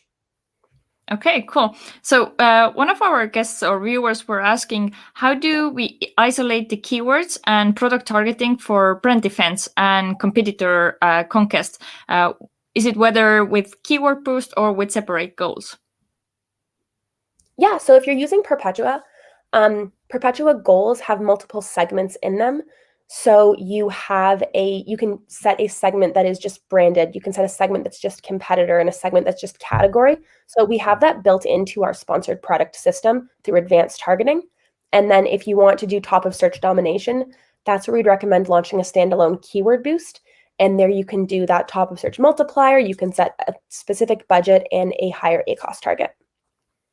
Okay, good. And for how long sellers should run their top of search domination campaign for? Yeah, so typically we'd say a top of search domination campaign is going to be a longer term strategy. And this is something that you don't want to just, give it a couple of days and then stop. So a lot of our customers will run these kind of on an ongoing basis. But once again, it depends what your strategy is. If this is just a category term that's really important to you, you might run it forever. If it's a term where you want to see if you can boost your organic ranking, you might run it, see if your ranking goes up, and then see if you can maybe spend a little bit less and still maintain that ranking. It really just comes down to tracking how your performance is and just keeping an eye on spend as well as your organic rank and top of search share of voice. Okay, great answer. So one of the last questions from the viewers for now is, the viewers say the benefit of number one position is often not markedly better than, let's say, being third. So is there any way to calibrate the bids with the goal to be in a certain position? So the easiest thing to do here, unfortunately, is just monitoring Amazon. So going for number one can be a little bit easier because you just want to bid really aggressively, but aiming for the second or third placement can be a little bit more challenging. I would say one of the best things to do is set your bids, see what your sponsored rank is. So we also have the ability to track in Perpetua which rank you're appearing in terms of the sponsored placements. And if you're always coming in at sponsored rank 1, then maybe you want to take your bids down or your ACoS targets down a little bit, see how you're coming in then. If you're coming in 2 or 3, then you're in the sweet spot and you can stay there. Okay, cool. Thank you so much. I would like to say that you can leave, but I think you are the presenter of the next topic as well. Yes, so thank you, Lisette. So yeah, Michelle will be presenting us the last session where you will talk about sponsored display versus Amazon DSP. Awesome. Okay, I will just dive right in. So if anyone just joined, I'm Michelle. I'm a strategic partner manager here at Perpetua. So I work directly with our brands and agencies to help them get their accounts set up, make sure that their strategy is being executed on in Perpetua. So before I quickly kind of, dive into sponsored display versus DSP, let's just quickly talk about what the ad unit is. So sponsored display and DSP do have a lot of similarities, a lot of differences. But kind of the most important things to note is that these ads can appear on and off Amazon and that they are display advertisements. So you can see here we have the Amazon Dynamic Creative, and this is the only option that you have available through sponsored display. When you're running DSP advertisements, you do have some more control. They can really look like whatever you want them to look like, and it just looks like a traditional display ad that you would see anywhere on the internet. So I'll quickly kind of highlight the main differences between these two ad units. So the first is the service model. So sponsored display is a self-serve model. You have access to this in the ad console. You can launch and optimize these campaigns on your own. Whereas with Amazon DSP, you are required to work with a partner who has a DSP seat. So you do have lots of options in terms of agencies. You could work with Amazon directly. Perpetua does have an agency program for DSP where we manage campaigns. So you do need to work with someone. You aren't able to just log into this yourself. For sponsored display spend minimums, there is no minimum spend. Sponsored display, you can set things up, launch them, and then immediately pause them if you're not happy. Whereas with DSP, you are going to have a minimum spend. What that is going to depend on the partner that you're working with, but DSP campaigns are a lot of work to set up. So you do typically see a minimum spend just to justify the amount of time and effort it takes to get them set up. The next would be how you actually pay for advertising. So sponsored display is currently a cost per click model, whereas Amazon DSP is a cost per 1,000 impressions model. So that is an important distinction to keep in mind as I go through the rest of the slides. I'm going to talk about some of the different types of targeting and how you can do sponsored display versus DSP. And I'll mention, kind of the benefits of both, but you might say the benefits that Michelle's saying here seem great. However, I want to use this ad unit CPM or I want to use it CPC. And because of that, sponsored display or DSP is the right fit for me. So that is something important to keep in mind. There will be newer audience options coming for sponsored display later this year. that will be a CPM model, but those aren't currently available. The next thing is retail aware creatives. So sponsored display is retail aware, meaning if you go out of stock, if you lose the buy box, your ads will stop serving, similar to sponsored products. With Amazon DSP, on the other hand, not all creatives will be retail aware. So these are the dynamic creatives, like I said earlier. If you're running these through DSP, they will be retail aware. However, if you're running full customized creatives, those are not retail aware, and they do need to be paused if you run out of stock or lose the buy box.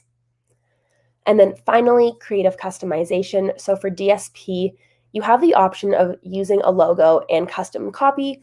You also don't have to do that. So here we have an example here of a sponsored display ad where there is no copy. In this case, you can see we have copy and a logo. And then with DSP, you can really have any customization that you want with your creative. So the first thing that I want to talk about is contextual or product targeting via SD or DSP. So here we have Amazon search results page, and on here we have 3 sponsored display placements. So we have one up at the top, one in the middle, and then we have one on the side. So a huge thing with these placements is that they're all above the fold on the product detail page, and these are the only placements that are above the fold on the product detail page. So let's talk about the difference between sponsored display or DSP. So what's important to note here in terms of the customized copy you can do with sponsored display is that in order to get this placement here with sponsored display, you need to have that customized copy and a logo. You don't need that for these 2 placements. And then DSP, you can go in any of the placements. The other big thing to note with product targeting is how you actually bid. So in the case of these advertisements here, they're all bidding on this ASIN, and you actually bid on an ASIN level, or similar to with sponsored products, you can bid on a whole category on Amazon, and it will target all of the ASINs within that category. So for sponsored display, that is how the targeting is done. And with DSP, the option is to target ASINs similar to your own.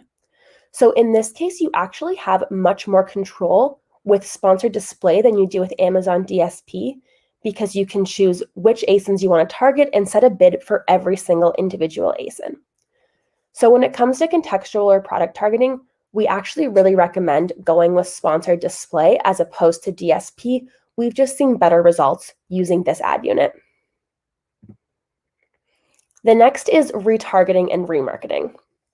So I know there's some different kind of terminologies people use here. So what Perpetua says is we call retargeting as shoppers who have viewed your or your competitor's product detail pages. These shoppers are likely really ready to make a purchase. They just might need a small push to actually get there. And then for remarketing, we classify this as shoppers who have already purchased your product, that you're trying to have them repurchase that product once they're reaching the point where it makes sense to purchase it again. So these ads can show both on and off Amazon. So a few things to note about the targeting. So when it comes to sponsored display, you don't have as much control here. So you can target either advertised products or similar products. So that would be whichever products you actually have in the sponsored display campaign, you can target those ones, or similar, and then Amazon chooses what's a similar product. You have one bid for both of those placements, and there's a 30-day look-back window. When it comes to DSP, you get much more control over which ASINs you actually would like to target, and you get customized look-back and exclusion windows. So what this means is that you can say, I want to target people who've purchased my product in the last 90 days, but who haven't purchased it in the last 30 days because it's too soon for them to make a repurchase. So you do get that extra kind of lever of control there. Whereas with the sponsored display retargeting, we just don't have as many levers to play with in order to optimize.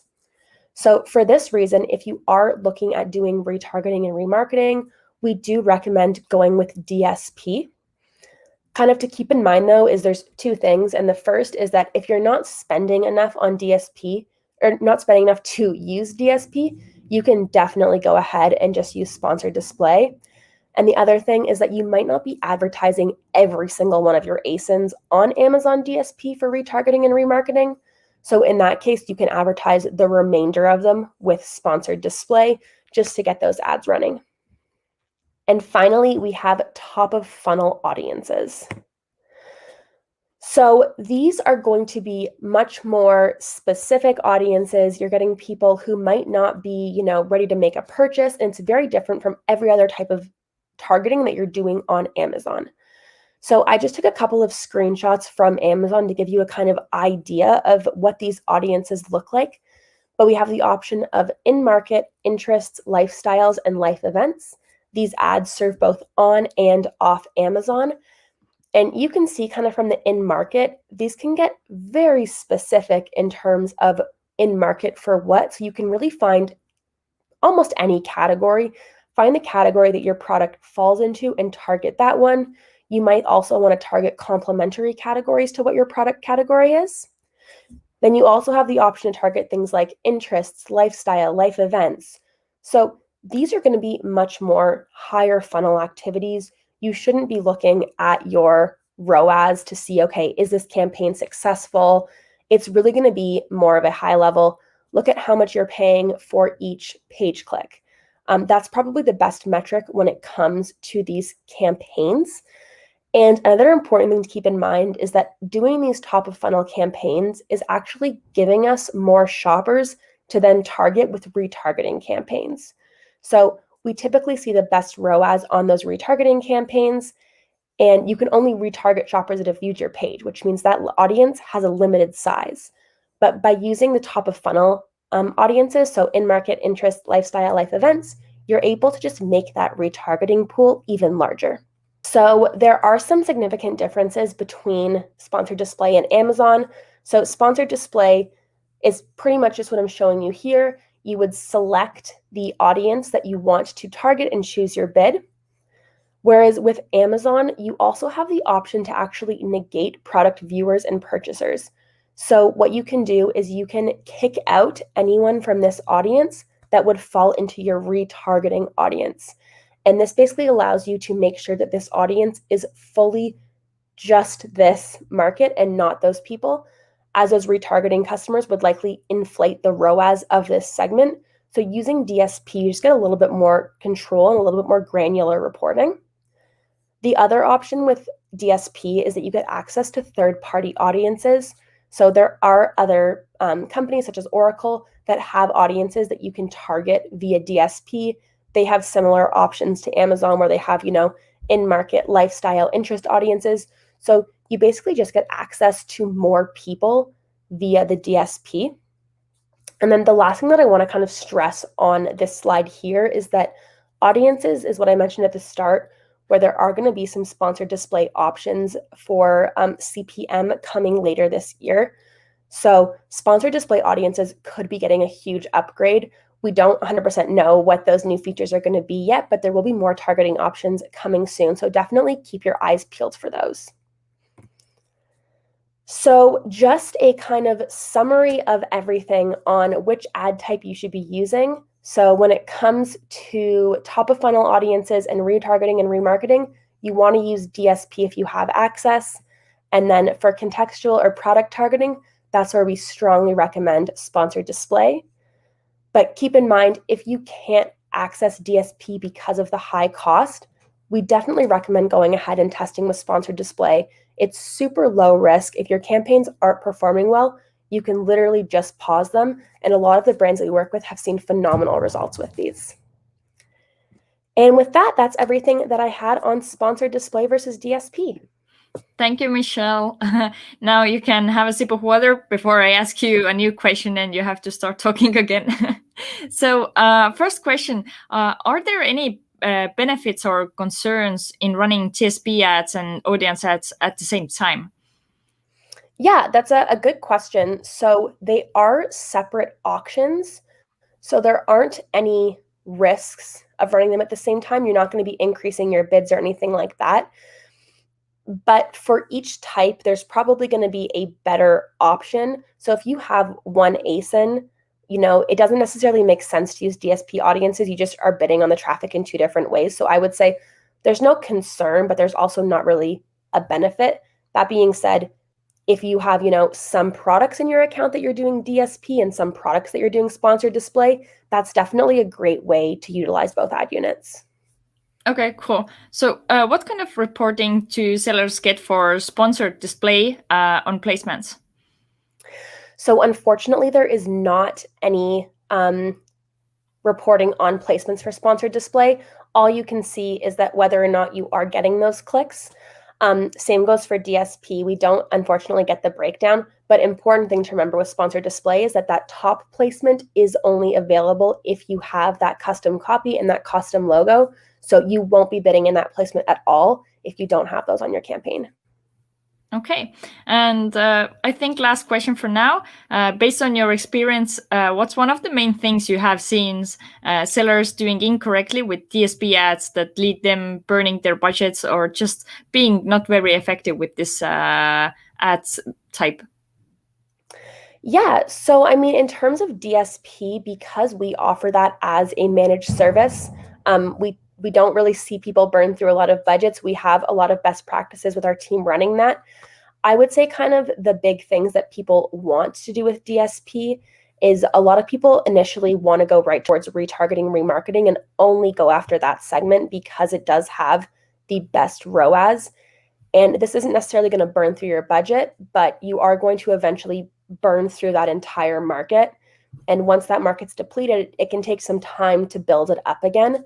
So that's kind of the biggest mistake I would say people make is that they only want to do retargeting at the start and they don't think about kind of the long term. They won't be able to do retargeting forever unless they're using those top of funnel markets to kind of supplement their retargeting market. Okay, it sounds good. So thanks. All right. Thank you very much, Michelle. So thank you and bye-bye for you. And we will invite now Jack and Joe, who will take care of, we have quite plenty of questions. Let's see how much time it will take to answer. And so now we finished with a 3-hour intensive workshop. We are very good on time. We covered a lot of topics for beginners, intermediate, and advanced Amazon sellers and Amazon PPC enthusiasts. And now we have a bunch of questions which we will try to answer with the help of Joe and Jack. And Joe, can you quickly introduce yourself so that those who joined a bit later, so that they understand to whom they are talking to? Sure. Yeah, I'm Joe. I lead business development at Perpetua. Some of you I may have talked to in the past. You may be customers. I may have given you a demo of Perpetua software. I've been around for about 2-ish years. And then prior to Perpetua, I've got some experience in the brick and mortar and general e-commerce world for some larger brands globally. Thank you. And Jack? Yeah, I'm Jack Smith. I oversee brand and agency partnerships at Perpetua, where I support brands, agencies, sellers as they look to optimize their advertising performance on Amazon. Prior to Perpetua, I worked at another software company where specifically I was working with and advising specifically brick and mortar retailers as they look to bridge the digital divide between in-store and online sales. Perfect. So let's go through the questions. We are taking now in any kind of order. So I started a goal with universal targeting. Can I switch to advanced targeting? Yeah, I can take that. So yes, you can. And this is specifically speaking to the Perpetua platform, given the wording here. So running a universal targeting strategy, you can then upgrade to an advanced. We suggest running that universal targeting strategy if it's a new product for at least 2 weeks. And then our system will have enough data from there to be able to really be effective in the advanced type targeting. But the short answer is yes, you can. Great. Next one. For total share of voice, how can we block a competitor from appearing without spending a fortune? So as far as, and this goes back to the brand defense strategy that I kind of touched on, specifically for your branded keywords, you'll need to be bidding on your own branded terms for you to block out competitors in this setting. What's great about Amazon is, given how their algorithm works, it's cheaper for you to bid on your own branded keywords versus a competitor trying to conquest you or show up on search result pages. But to have, say, 100% total share of voice on your own branded search result pages, it will require some money. And that ultimately depends as well on how competitive your space is that you kind of operate on. As far as category keywords go, boxing out competitors becomes much more expensive, a type strategy. So that is something that you will need to be very effective at, especially if you operate in a very, again, competitive category. Okay, very good. So let's have a next question. So what is the attribution window for different ad types? Because it's different, and in case customers didn't buy at the first place the product. It's different for different ad types. We actually have a blog post that I can post in the comments afterwards that explains for each different ad unit what the attribution window is, so you can understand. If I'm running a sponsored brand ad, someone clicks on my ad and buys 8 days later or 19 days later, should I expect it to show up in my sales? So it's actually slightly different for each ad unit. I can post a resource that will explain all of that in full, and then also gives a little bit of perspective for those who are interested on Perpetua's point of view on those attribution windows, and how we sometimes look at shorter or longer frames, usually longer, to ensure that we're capturing some products that have longer purchase cycles for some users. Yeah, that resource would definitely be great, so the viewers can go there and have a look exactly how all things are working. So one of the questions was, do you see a direct correlation between performance of keywords and ASINs in sponsored product ads and sponsored display or brand ads? Yeah, and so this is definitely one of the core reasons why we always want to hot start campaigns and new ad units, is because we don't want, if you're running sponsored display for the first time, we don't want you to be starting essentially cold when you have a lot of rich and useful data for sponsored products on those same ASINs that you might be bidding on. And so it's not to say that, like, hey, yeah, the CPC always converges to the exact same spot. That's definitely not the case. There's different dynamics, different industries. Depends on how, for your specific vertical that you're selling, how different sellers and brands adopt each ad unit. We do find that generally there's a high level of correlation. There are some very nice sweet spots, I would say, and they exist primarily in sponsored display right now, and sponsored brands video, where you might find that the cost per click on sponsored brands video compared to sponsored brands for monster category keywords is significantly less for sponsored brands video, even though the conversion rate and click-through rate are a lot higher. And so, sometimes I call these almost magic keywords because you're essentially taking advantage of an opportunity that a lot of people aren't yet seeing, and you can get that traffic, often better placement, better click-through rate, better conversion rate at a lesser cost sometimes. Right. So next question. For sponsored display and brand targeting, do you only select proven ASINs from sponsored product ads? So this goes back to a bit the previous question as well, but a bit of what Joseph alluded to is you get a lot of great insights from sponsored products that you can utilize in sponsored display. So it's really great to pull from your sponsored product ASINs and use those specifically in your sponsored display targeting, because those are proven to, say, convert for you within that. So I would say for sure you want to share data between both. A great part about Perpetua is we share data between all of the ad units. So for example, when you're looking to launch a new sponsored display goal, immediately our system is going to pull from your sponsored products and pull all those high converting ASINs in and start bidding on those as well.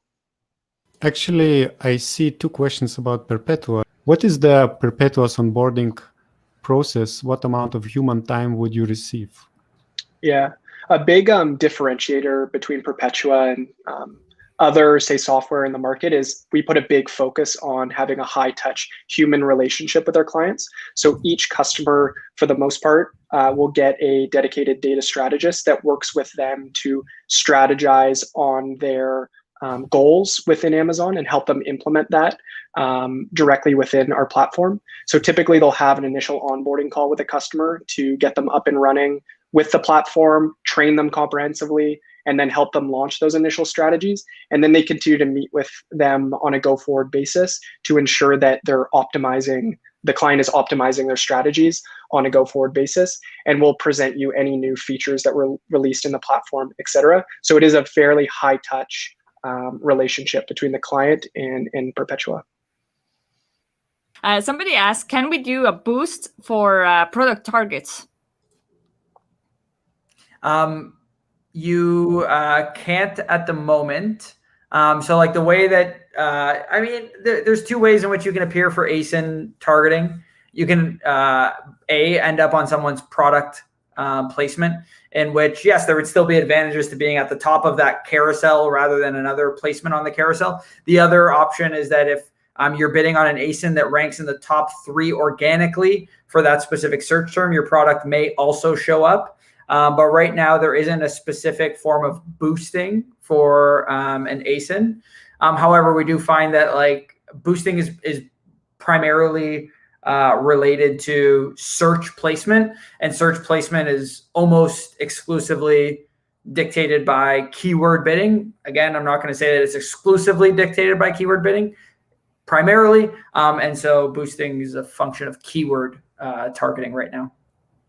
Okay, so one question is regarding to tool again. So does Perpetua allow you to promote category campaigns from one campaign and creating a new one, just like keyword harvesting, doing like a category harvesting? Didn't we? No, I think we covered this. We are tired. I think I understand it now, though. I think I get it now, though. So is it basically, yeah. I think the question is like the same way that we harvest new keywords, do we harvest new categories? Exactly, basically, yeah. Mm-hmm. Yeah, and so yes, nuanced with the fact that Amazon does not let you just bid on any category that you like. If you sell a baseball glove, you can't start promoting your product on granola bars because they obviously want to, no matter how much you're willing to spend, they want an optimal shopping experience for their shoppers. So yes, and within the limitations of Amazon.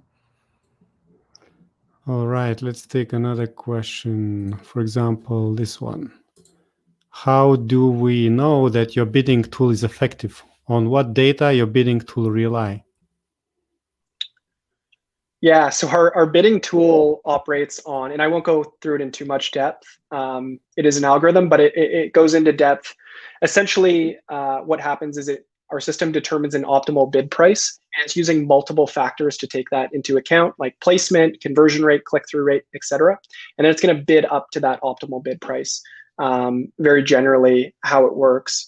How do we know it's effective? That's something that we would love clients to just get in, start testing the tool from themselves. We're confident that we have one of the best algorithms and AI in the space. So we'd love for clients to start using the tool and really prove that value out for themselves, for sure. Right, next one. Is there documentation for the advanced targeting strategies? There's documentation and videos we can send. I think I've already sent separately, Augustus and Lisette, to you guys, the attribution window document. I can also provide the links to documentation on advanced targeting strategies and videos on advanced targeting strategies. So yes, there's lots. Yeah, we will probably put maybe these resources as a link in the description. So whenever we collect all of them, we will make them visible. Okay. So yeah. Can I ask a question? I have one here ready for both of you. So somebody asked for new accounts. How should we set the starting bid based on history and competitor research in a way that it does not interfere with automation? Yeah, so setting a starting bid in Perpetua, what you're actually doing is you're selecting a target ACoS, like I briefly showed in my section. So you're selecting a target ACoS and a daily budget for each of the targeting strategies that you're launching, essentially. And then our ad engine is going to feed all of your all of the client's existing data. So already our ad engine knows where you've bid in the past, and where, again, we're determining that optimal bid price to determine where we should bid in the future. So it actually doesn't require you to go in and set starting bids. Our system is doing that automatically. There is functionality, though, if you do want to adjust bids and make sure our algorithm is bidding up on certain keywords or ASINs or bidding down. We do have that functionality, and we also allow you to set fixed bids within the tool if you feel that you need it. Okay, thanks. I think the next question is also for you, Jack, because I think it was related to your topic. So how are you supposed to tell whether your ads are cannibalizing your organic sales? Yeah, so I answered this one in the chat as well, and I'll reiterate again here. One of the best ways is to view your organic sales over time and compare that to your attributed sales over time, or your ad attributed sales.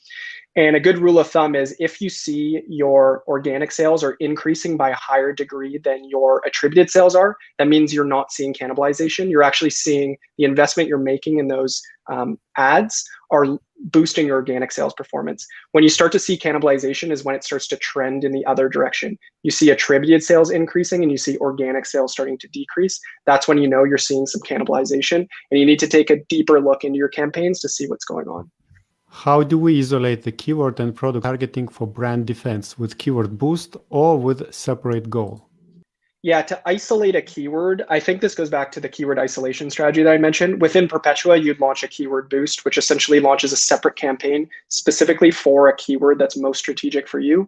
And that allows you to allocate specific budget to it. You can control the ACoS, and you can even add a top of search multiplier to ensure you're getting top of search placement on those. The one thing that I think they're alluding to in this question as well is within the brand defense strategy, you want to, and across all of the strategies that I mentioned, the category and competitor, you don't want to be bidding on the same keywords within each of those campaigns. So you'll need to negative match keywords and ASINs between campaigns so that you're not seeing the double spending, say, on specific keywords or ASINs. And what's great, again, about a platform like Perpetua is we'll do all of that negative matching automatically, so you're not double spending on keywords or ASINs. Right, another long question. We have specific keywords and product targets based on our own research, for example, critical competitors, but the system might do see the importance. How do we boost these terms? So you can, if your biggest concern is that the Perpetua won't see the value in those specific keywords or ASINs that you want to be bidding against, the good news is that no matter what they are, you can add them in manually yourself into Perpetua, and Perpetua will start bidding on those keywords and ASINs. So you can, of course, do that. Perpetua responds to clicks, conversions, and a number of other metrics. And so if you're generating clicks and conversions on those keywords and ASINs that you're bidding on, naturally Perpetua is going to place a higher importance on an optimal bid price of those keywords and ASINs. And even if you are not getting clicks and conversions, but you have a strong conviction that that keyword or ASIN would perform well, that's when you can start leveraging features like our bid adjustments tool, where you can say, whatever Perpetua believes is the optimal bid price for a certain keyword, I want to bid 3 times that because I'm confident that if I continue to bid aggressively on this keyword, I will deliver strong performance. You can set that, let's say, for a 3-day period. What it will do is for 3 days, it will run more aggressively and essentially report back to you and tell you if it worked or not. If it worked, it'll automatically start using that information as it continues to optimize your bid price. And if it didn't work, you don't have to worry about changing anything. It'll just essentially go back to the way it was bidding previously. Okay, so there's one question. How many of our keywords should have keyword boost or placement boost? Yeah, so specifically on the keyword boost, we typically suggest maybe like your top 3 keywords is a good rule of thumb. But that being said, it depends on the client for sure. Some clients have more keywords that are very strategic to them, that they want to ensure they're dominating placement on search result pages or boosting their organic rank under certain keywords. So it's important at that time for sure to run more keyword boosts than just that 3 target. But a good rule of thumb for any other brands or sellers that maybe don't know how many strategic keywords they have, start with 3 and then you can always add more over time. Okay, cool. So does Perpetua use sellers' prior ad performance history when the sellers start to use your platform? Yeah, so when you initially launch with Perpetua, you create an account. The system will walk you through steps to sync your data. It takes about 48 hours, but we do feed all of your existing data into our platform, and we feed that to our ad engine. So we can hit the ground running with all of that really great prior data that you've built out in Seller or Vendor Central. Right. I still see, about still maybe 6 or more questions. So let's see. What's the best strategy for ASIN targeting in sponsored display or sponsored brand? Do you just select proven ASINs for your sponsored product ads? Yeah, I would say within Amazon, it's always good to test things. So you'll want to test with as many ASINs as your budget permits. But if you need to be very tight on profitability, and you don't want to be unprofitable, say, with these campaigns, then it is important, like I was saying previously, to learn from your sponsored product campaigns what ASINs convert well for you, and then utilize those within the sponsored display product targeting campaigns or sponsored brand ads as well. Right, next one. Can I get share of voice only and no other features? It's probably they're talking about your software. No, there's no real plan for like one specific feature set of just share of voice. And so you could, but I'll be very honest, it wouldn't be worth your money. You would want to be trying Perpetua, or otherwise it wouldn't be a very cost-effective investment on your end. Does the amount of consultant time vary depending upon the level of ad spend? So people are really wanting your expertise, human expertise. Yeah, so we do, if anyone has time after the call, if you go to our pricing page on our website, we do break this down into tiers depending on where you fall based on your monthly ad spend, and that determines how much support you get. But like I said, we focus on support, and that's a huge part of the Perpetua platform. So even within each tier, we're still giving really great support and consulting to any client that comes on board. Okay, good. So we have one more question here. Can you recap the general timeframes it will take Perpetua to optimize various ad campaigns? Yeah, it's so, generally the way that I like to think about how long Perpetua takes to optimize is heavily based on the purchase cycles of your product. So like really simple example behind me, on this side, I have this nice Dyson vacuum. People take a very long time before they decide to buy a Dyson vacuum. They might mull it over. They might be doing research for 2 months before they decide. I also just half an hour ago ate a granola bar. I would have bought that on Amazon. I would have taken 2 seconds to think about it. And so the time between people clicking on your products and purchasing varies a lot between the products that you sell. And that has some of the biggest impacts on how long it takes Perpetua to optimize your campaigns.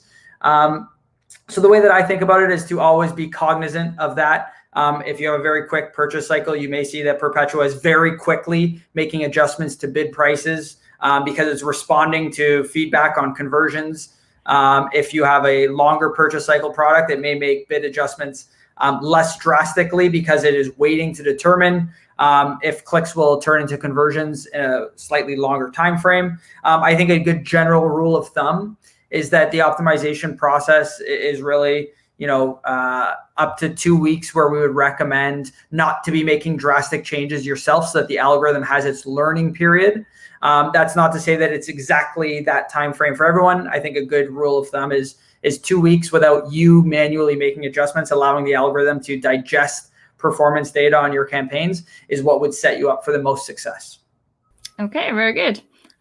So Augustus, do you have a question or I go? I think I see at least 3 more.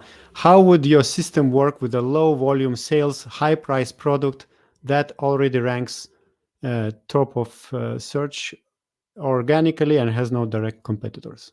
I want to be in your business. No direct competitors. That's fun. If you have no advertising competition, that's a very nice place to be. I think the primary way in which Perpetua is going to support you is to ensure that you are minimizing the amount that you're spending on ads to maintain your organic sales and your overall sales. Should there come a time where you do have a competitor competing directly with you, we can add a lot of value on the sponsored side. I highly encourage you, unless you may already be doing this yourself. We do work with a good chunk of sellers. I think high price product, low amount of competition, in which your challenge doesn't really become about winning placement on Amazon. It becomes about making sure that people are aware of your product. And that's where some of the other ad units that we've talked about can be critically important with running Google search ads or Google display ads towards your Amazon listing, running DSP ads. These all are going to provide more visibility to your product without having to only play within the realm of Amazon, people who are already shopping on Amazon. Okay, we have one more. What does Perpetua cost, and does it have, can you help? Sponsored brands, sponsored products to sponsor display search term harvesting, I guess. Harvesting, yeah. So Perpetua cost, you will find, if you go to their website, you will find the link below in the description. And can you cover the last part of this question, Jack or Joe? Yeah, so we harvest new keywords and ASINs all the time. That's a huge part of the platform. And that's something, that we for sure do all the time. And on the Perpetua cost, feel free to go to our website or speak with us directly if you want to see the platform and discuss the cost in a little more depth.